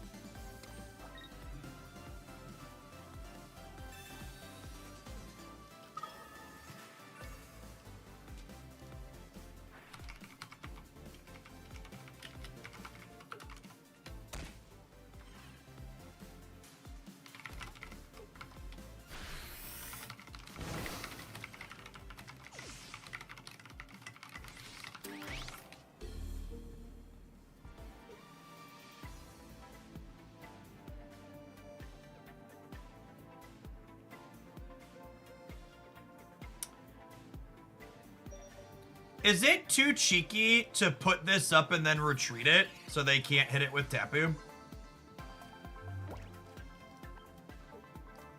I feel like that's where I'm at.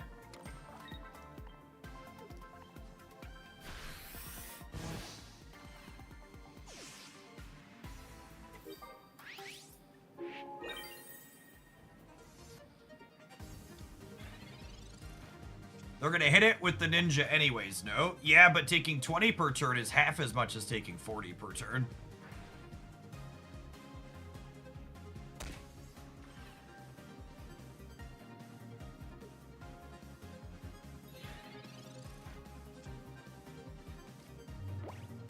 Yeah, actually cooked. Cyrus was brutal. Well played on the opponent's part, not attaching energy to anything there. Very clever line.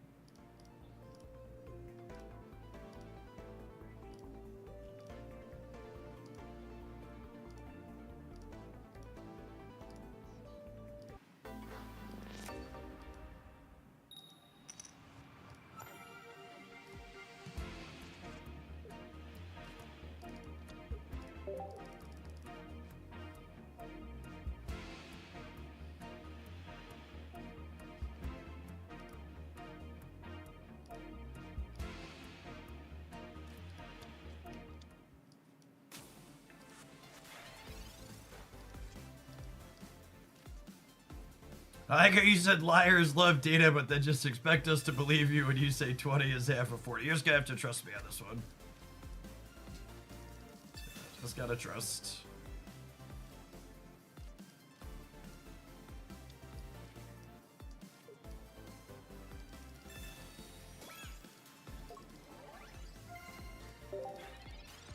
Prove it.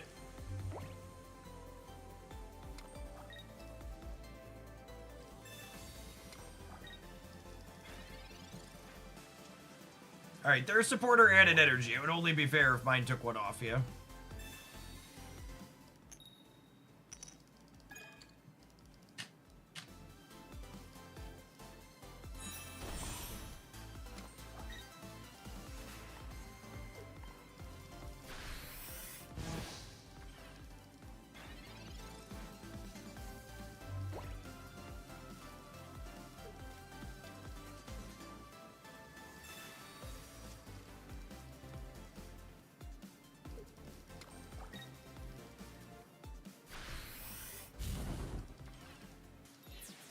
I think we murder the cat, yeah?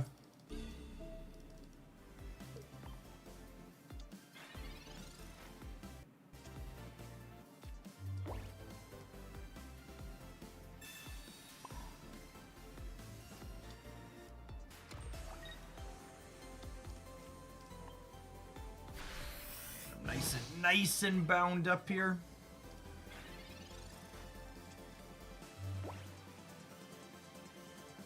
Are you going to play in the $10,000 tournament? Absolutely not. I will be camping this weekend. And most weekends this summer.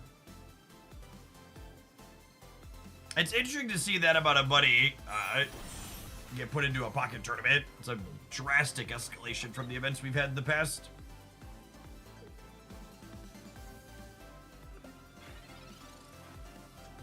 I hope Ursi has the cash and some kind of retainer after the issue they had with that $1,000 community tournament. So it'd be real awkward to run it and then not have the new sponsor payout. Maybe I'm probably just jaded though.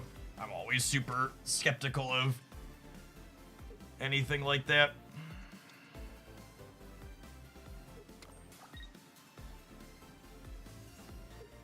Does evolving get rid of the bind? It does not. It is a global effect. It's not associated with the particular Pokemon.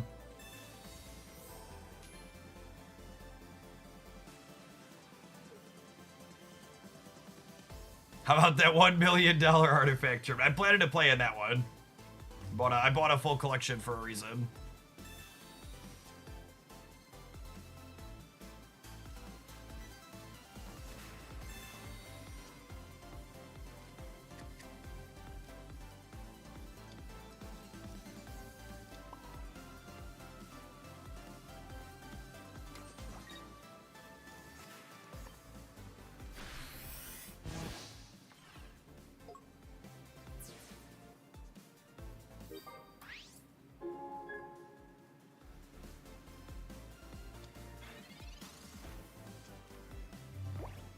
Okay, so if the Rocket Grunt hits heads here, they lose this Turtonator without killing the Banette, which has value. Can we finally hit a Rocket Grunt heads today? We've missed on every single one of them so far. And there's the Mewtwo draw to punish me for playing my bench out. That was definitely a mistake. Then I bricked on my coin to compound my mistake.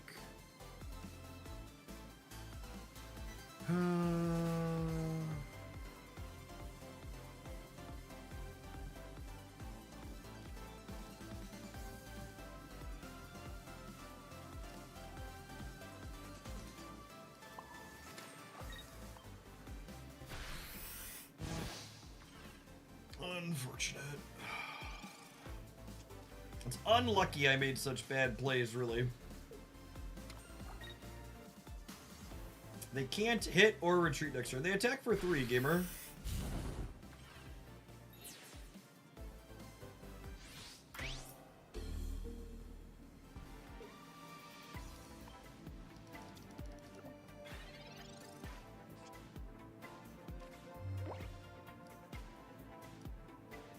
Okay, so the Banette draw is squirrely and buys me some time here.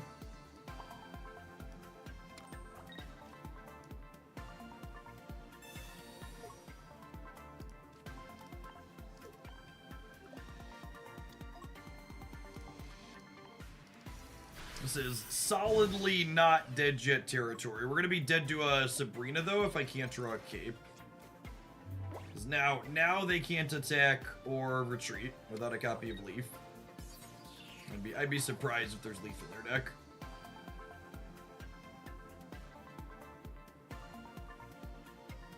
And then I get to pivot to Mewtwo to hit this.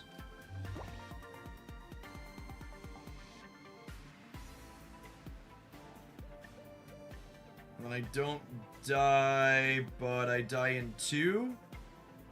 Yeah, the one I missed 1 energy on this Mewtwo. I needed another cape. Oh, we're only playing 1 cape, right? If I was +1 energy on the Mewtwo, we could win this. But because I preloaded my bench and locked myself out of being able to play this, I'm 1 energy behind and I can't side drive next turn now. This was a very winnable game with 1 less mistake.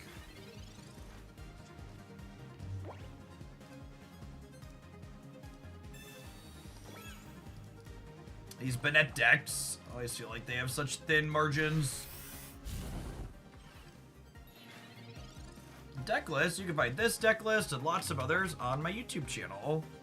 Homelandia Bucket. Yeah, GG opponent. Opponent navigated that well. I needed to not mess up.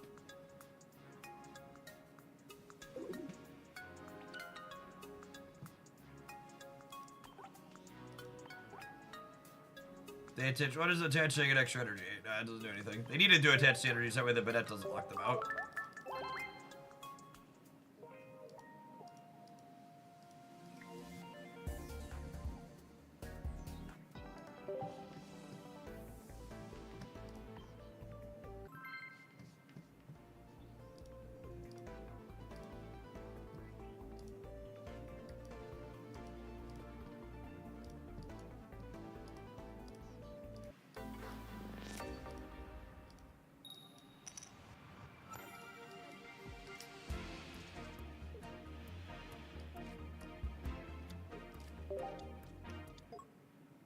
Oricorio! That yellow chicken doesn't bother us at all. I guess we technically have a Mewtwo.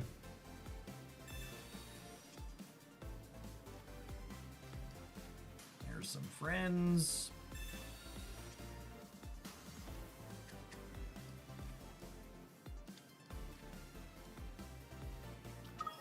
Am I playing out this one to make red card as unappealing as possible? I think so. It locks me out of putting Oricorio on my bench, but...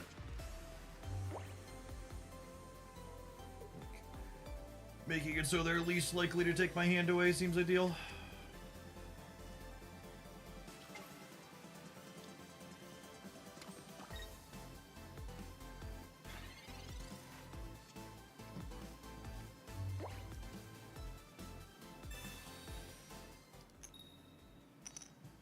Alright, Arcorio. You're locked in a room with a scary ghost. What do you do? Spooky.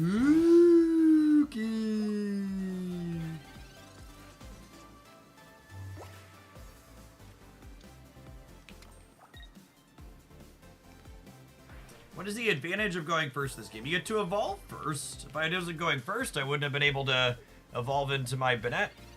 That's the first turn I'm attacking.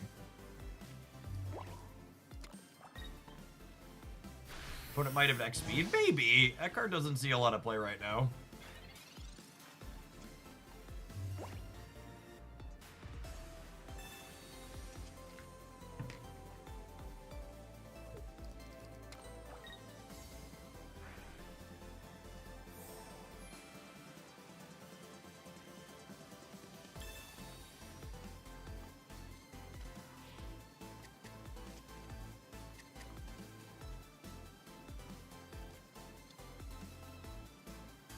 Oh no, I don't get to kill the Oricorio this turn. 2 turns though, yeah? I mean, them sitting here doing this while I charge the Mewtwo is beneficial for me, yeah? Like, I feel like the more time Banette buys, the better, yeah? Because now by the time I kill the chicken, the Mewtwo's gonna be ready to side drive.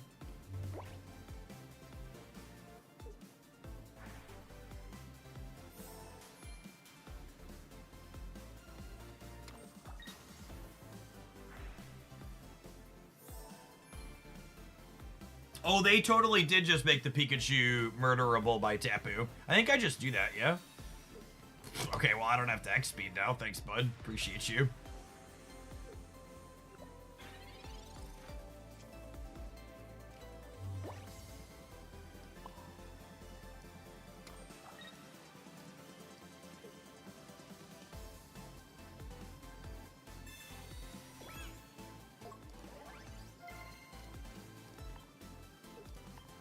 I mean, this means it'll take me longer to kill the Oricorio, but like, I got time for that.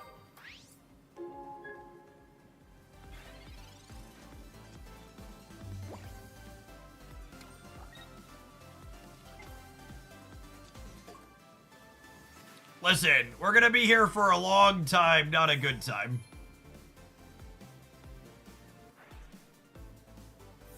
That's all I can say. Oh no, not the cards in my hand. Please don't come back.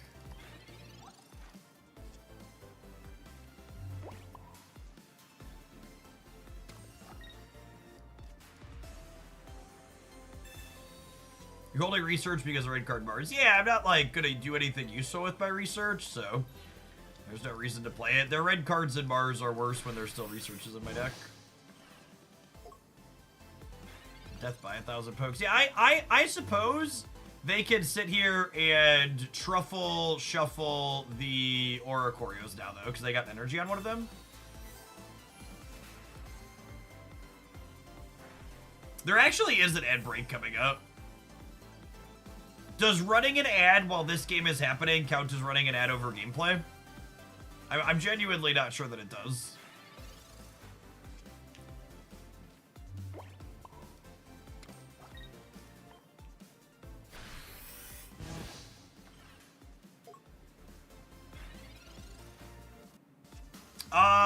We might, we might go to time, yeah? I suppose is a possibility.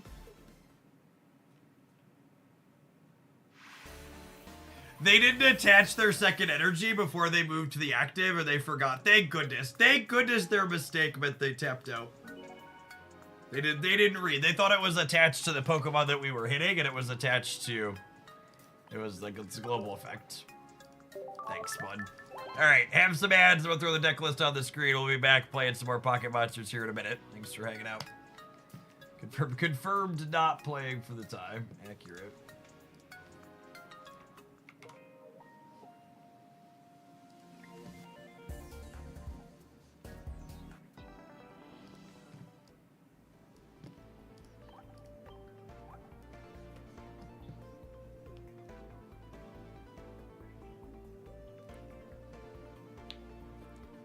Let the adverts roll. They truly soothe the soul. Do do do do do. Do do do do do.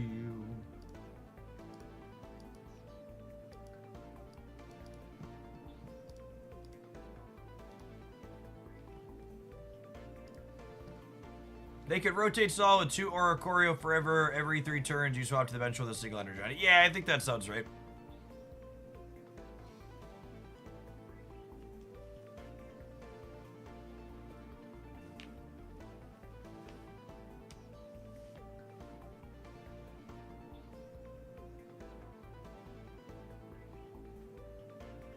Truly, truly one of the Pokemon Pocket games of all time.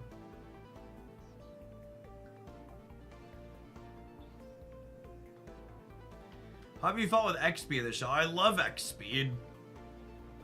X-Speed in these Tapu decks with other 1 energy retreaters feels real good. Yeah, I think if my opponent played that optimally, they could have forced a draw. It would have taken a while, but they could have forced a draw.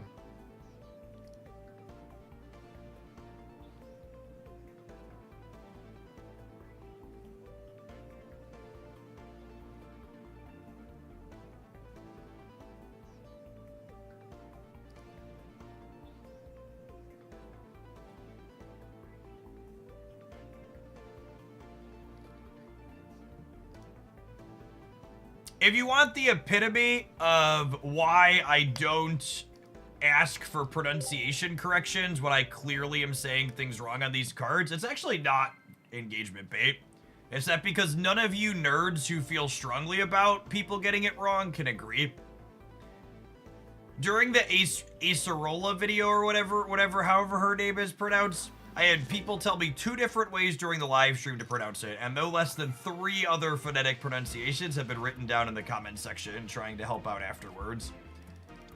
And it's just like, if all of you people who feel strongly can't agree on it, I don't know how you expect people who you are telling they're wrong to just, like, ever get it right.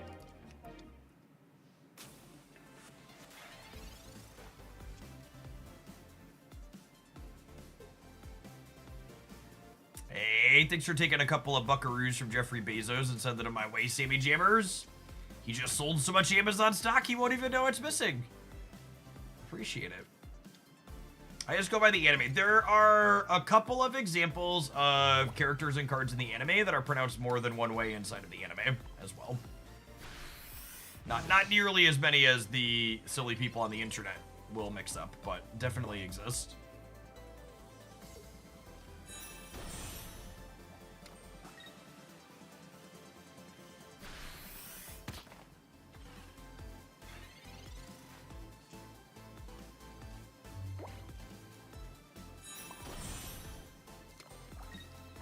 Bond them up.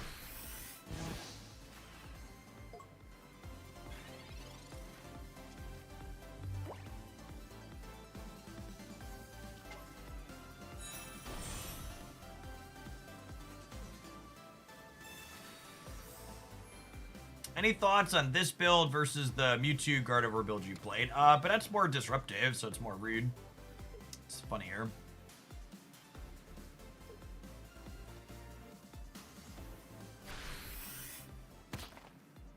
Oh wow, I'm a little surprised they're hitting Mewtwo and not the Banette.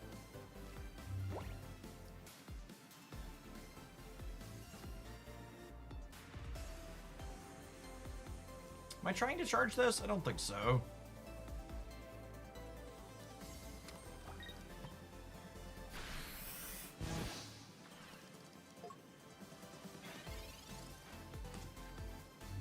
I will say this, absolutely every single one of the off-meta decks we played today has felt real mediocre. I think we're close to where we started, but we've mostly been treading water, which means we're losing more than we're winning. Got a sub 50% win rate on the afternoon. It's been a bad day for card games for me. Snap was pretty miserable too.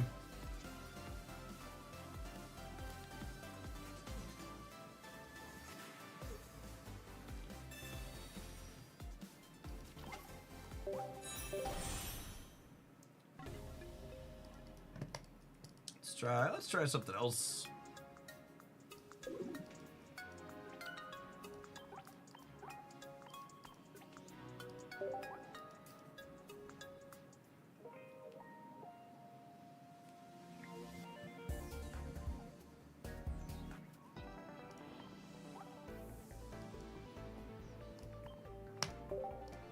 When in doubt, chomp them out. If we're not winning while playing the good decks, might as well play the 2-color deck. I could lose in style at least.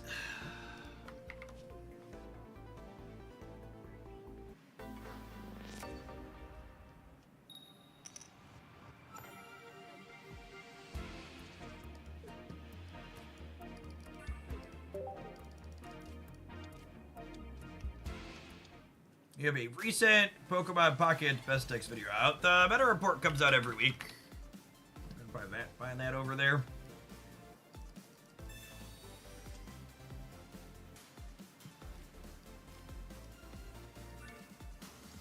A deck feels like it needs to hit a Team Rocket or it loses. I don't think that's remotely true. There were a couple of games where Team Rocket was the make or break, but I also made mistakes in some of those games. Is Jeff dropping frames or is it just me? It's just you. Is this the 2-cannon, baby?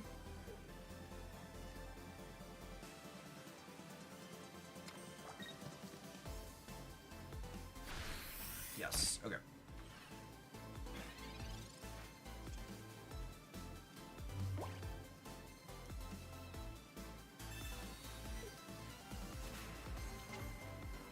Poppy's home. I think I'm gonna shear through this cape. I might live to regret it, but I think I'd like Cynthia. Yeah, there's mommy. There's mommy. Mommy dearest. Oh, mommy dearest.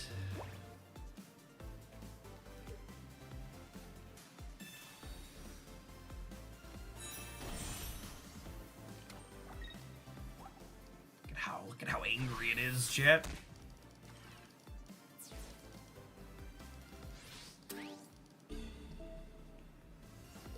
Garchomp finding Dummy Mummy to clear through ASAP.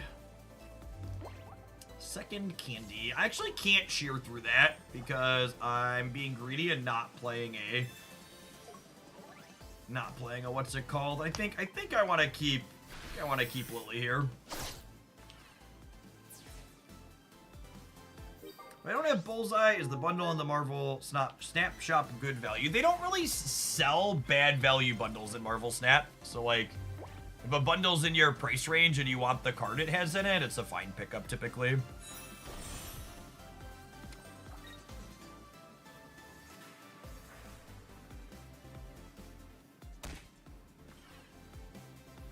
Going after Rotomson.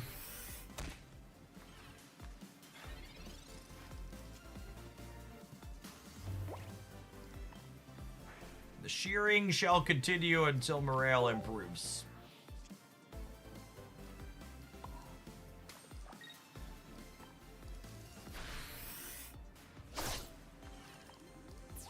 Alright, we have 2 Pokeballs, a Baby Frog. I think Baby Frog's my last basic, yeah? And a Research, and I got 2 draws on all those next turn. 7 cards. Sounds good for our hero.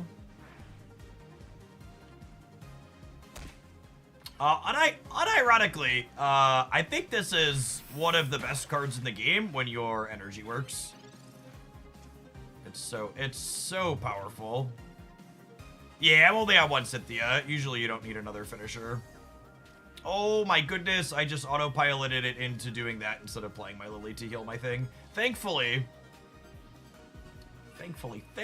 I found some goodies, but definitely a bit of a mistake there.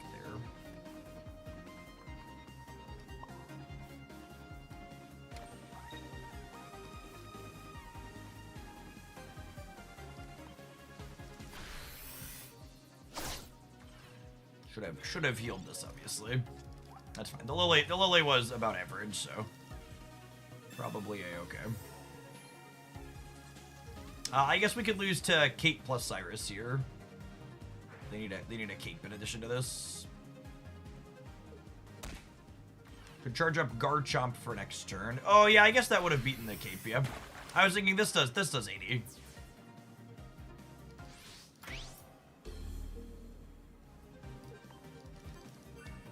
I had some slops here, but the power level of our deck pulled us through.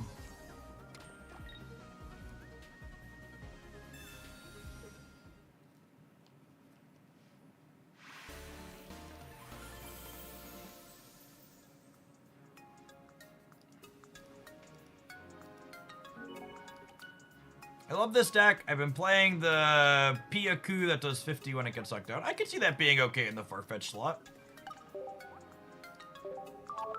That one has to get knocked out by an opposing attack though, right? So if Darkrai chip shots it, it doesn't work.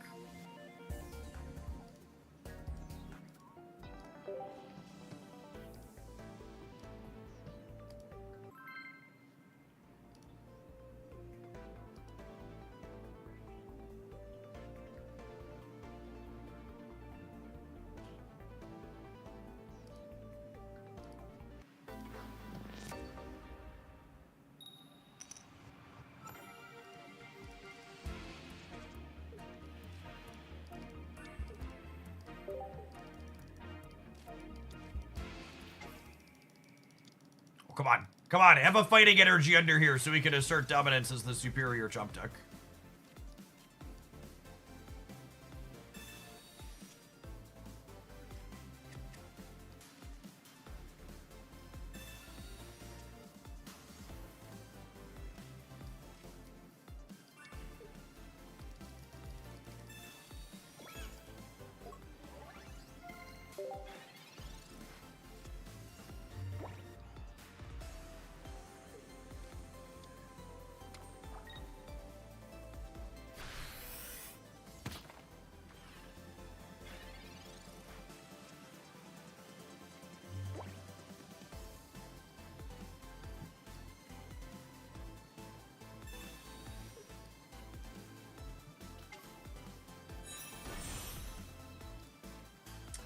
I'm gonna shear Big Chump.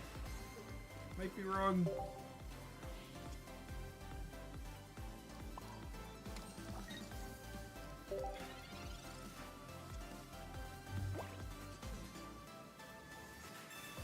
We're about to get head bashed. Hopefully not. Hopefully not.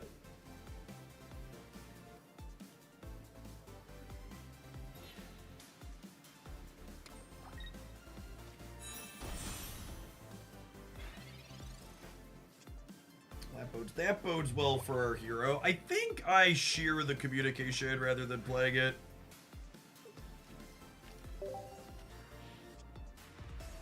Super rewarded.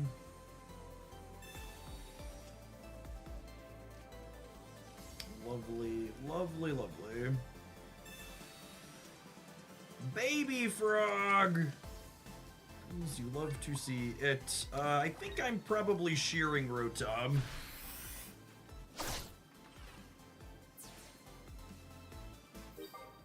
Feels like a reasonable angle. We have one Lily in 4 cards here, which we need to hit to not die to Chomp 50 into Chomp 100. What does Rotom do? Rotom does 50 damage if the opponent's active Pokemon has a tool on it. 25% draw, and then what's it called? Percent draw, 33% draw. I think I'm bidding the Rotomson here. Ooh!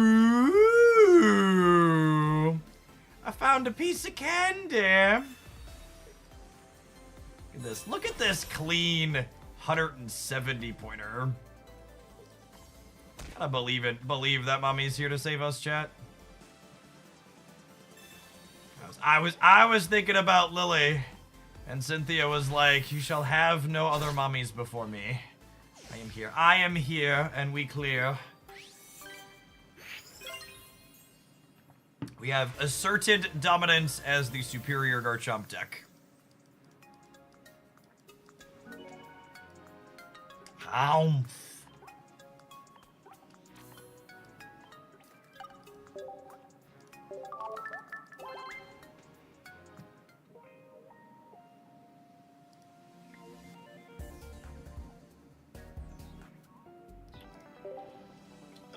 I need to stand up for a little while, gamers. My back is getting twitchy.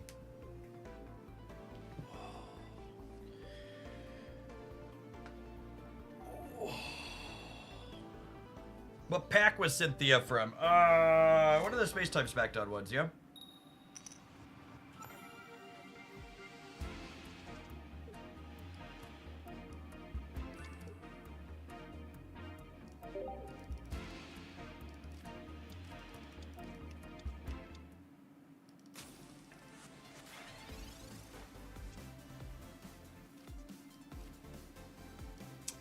little scary if they have their, what's it called?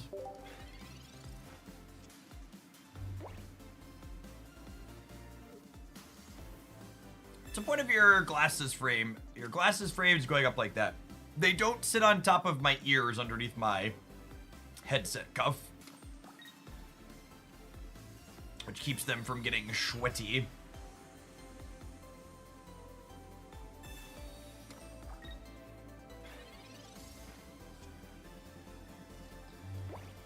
Oh, man.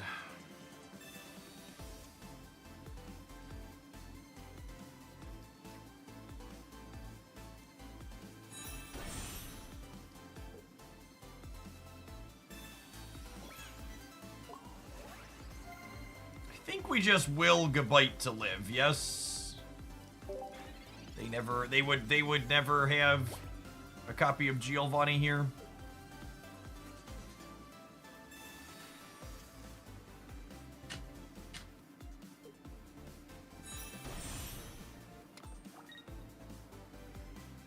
Energy be like, well, it has, but it might not be enough here.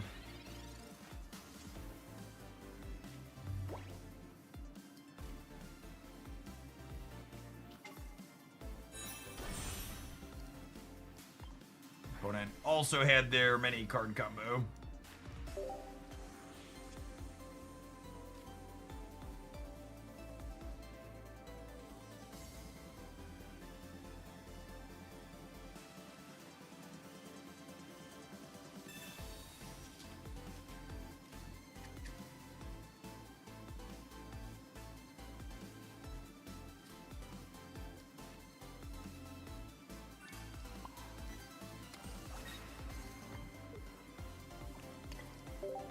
I think we pivot, and then we do this.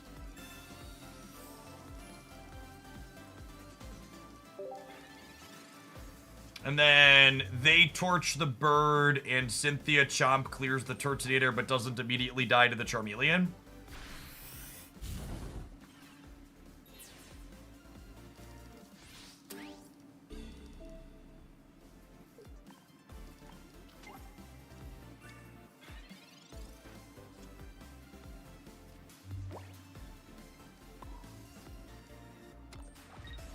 Obviously not shearing the rare candy here. It's a great pull.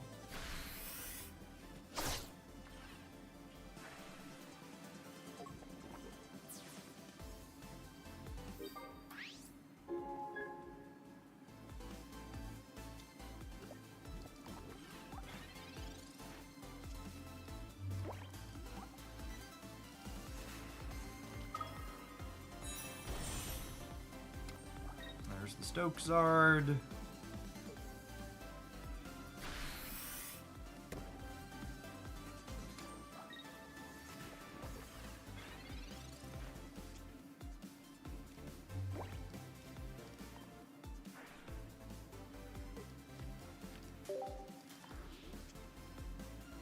Okay. Greninja here would be insane. Second candy for later, perhaps. Alright, they need Lily to be alive.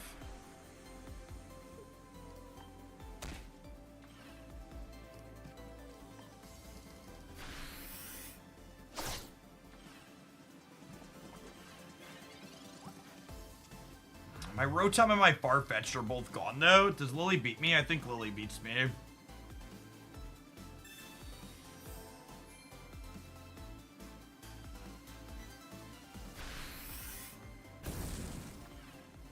What if I put up Gibble? If I put up Gibble... No, they have 2 points. They have 2 points already. Yeah. Green's bad. That's just it then, yeah. Yep.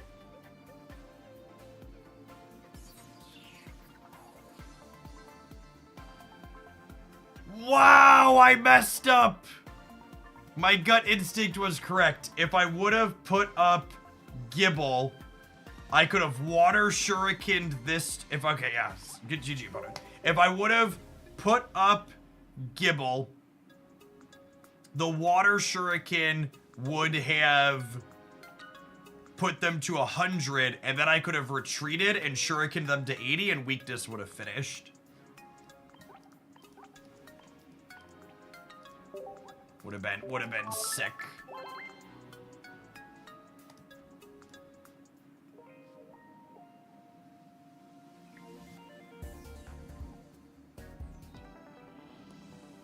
Close game after our clunky start. Should we try that Pimmy use?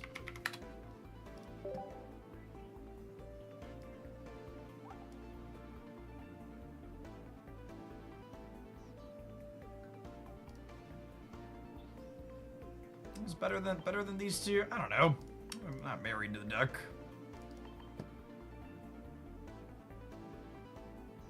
Let's try it. Can't hurt.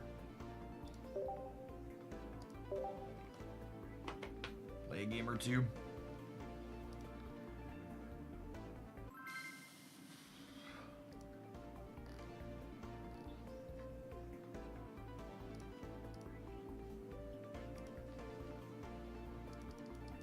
When they kill it with an attack, they take 50.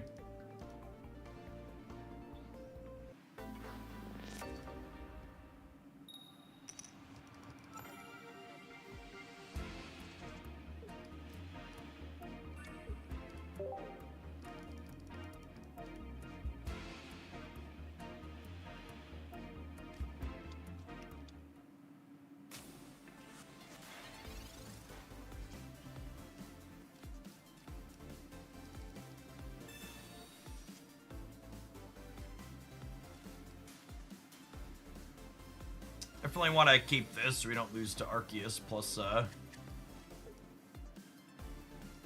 Arceus plus a Geo.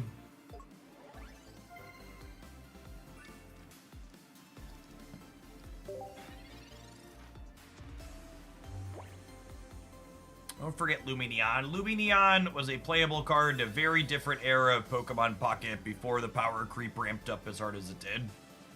It and Starmie have been long lost on the cutting room floor.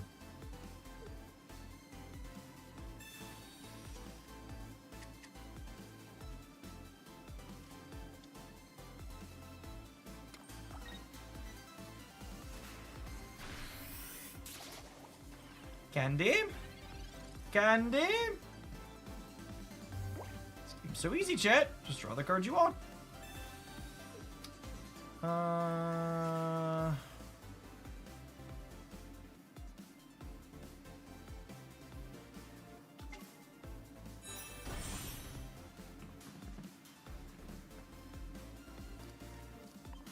think I want to get Shearing.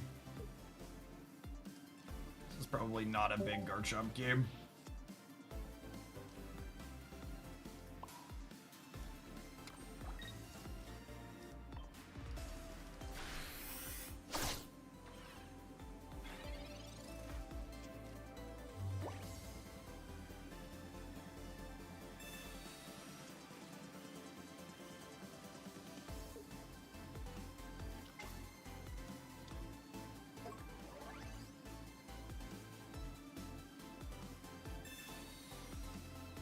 Oh gosh. I think we're just getting run over now. Opponent has assembled their 12 card combo.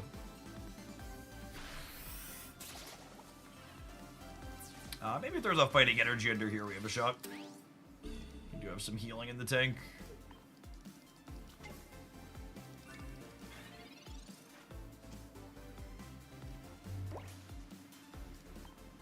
Nope.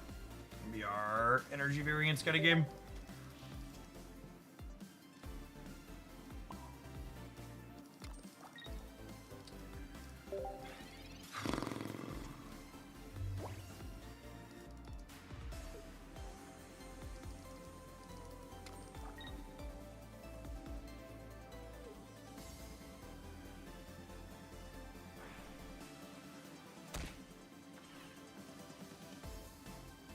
Yeah, I agree. Well, he is not remotely enough here.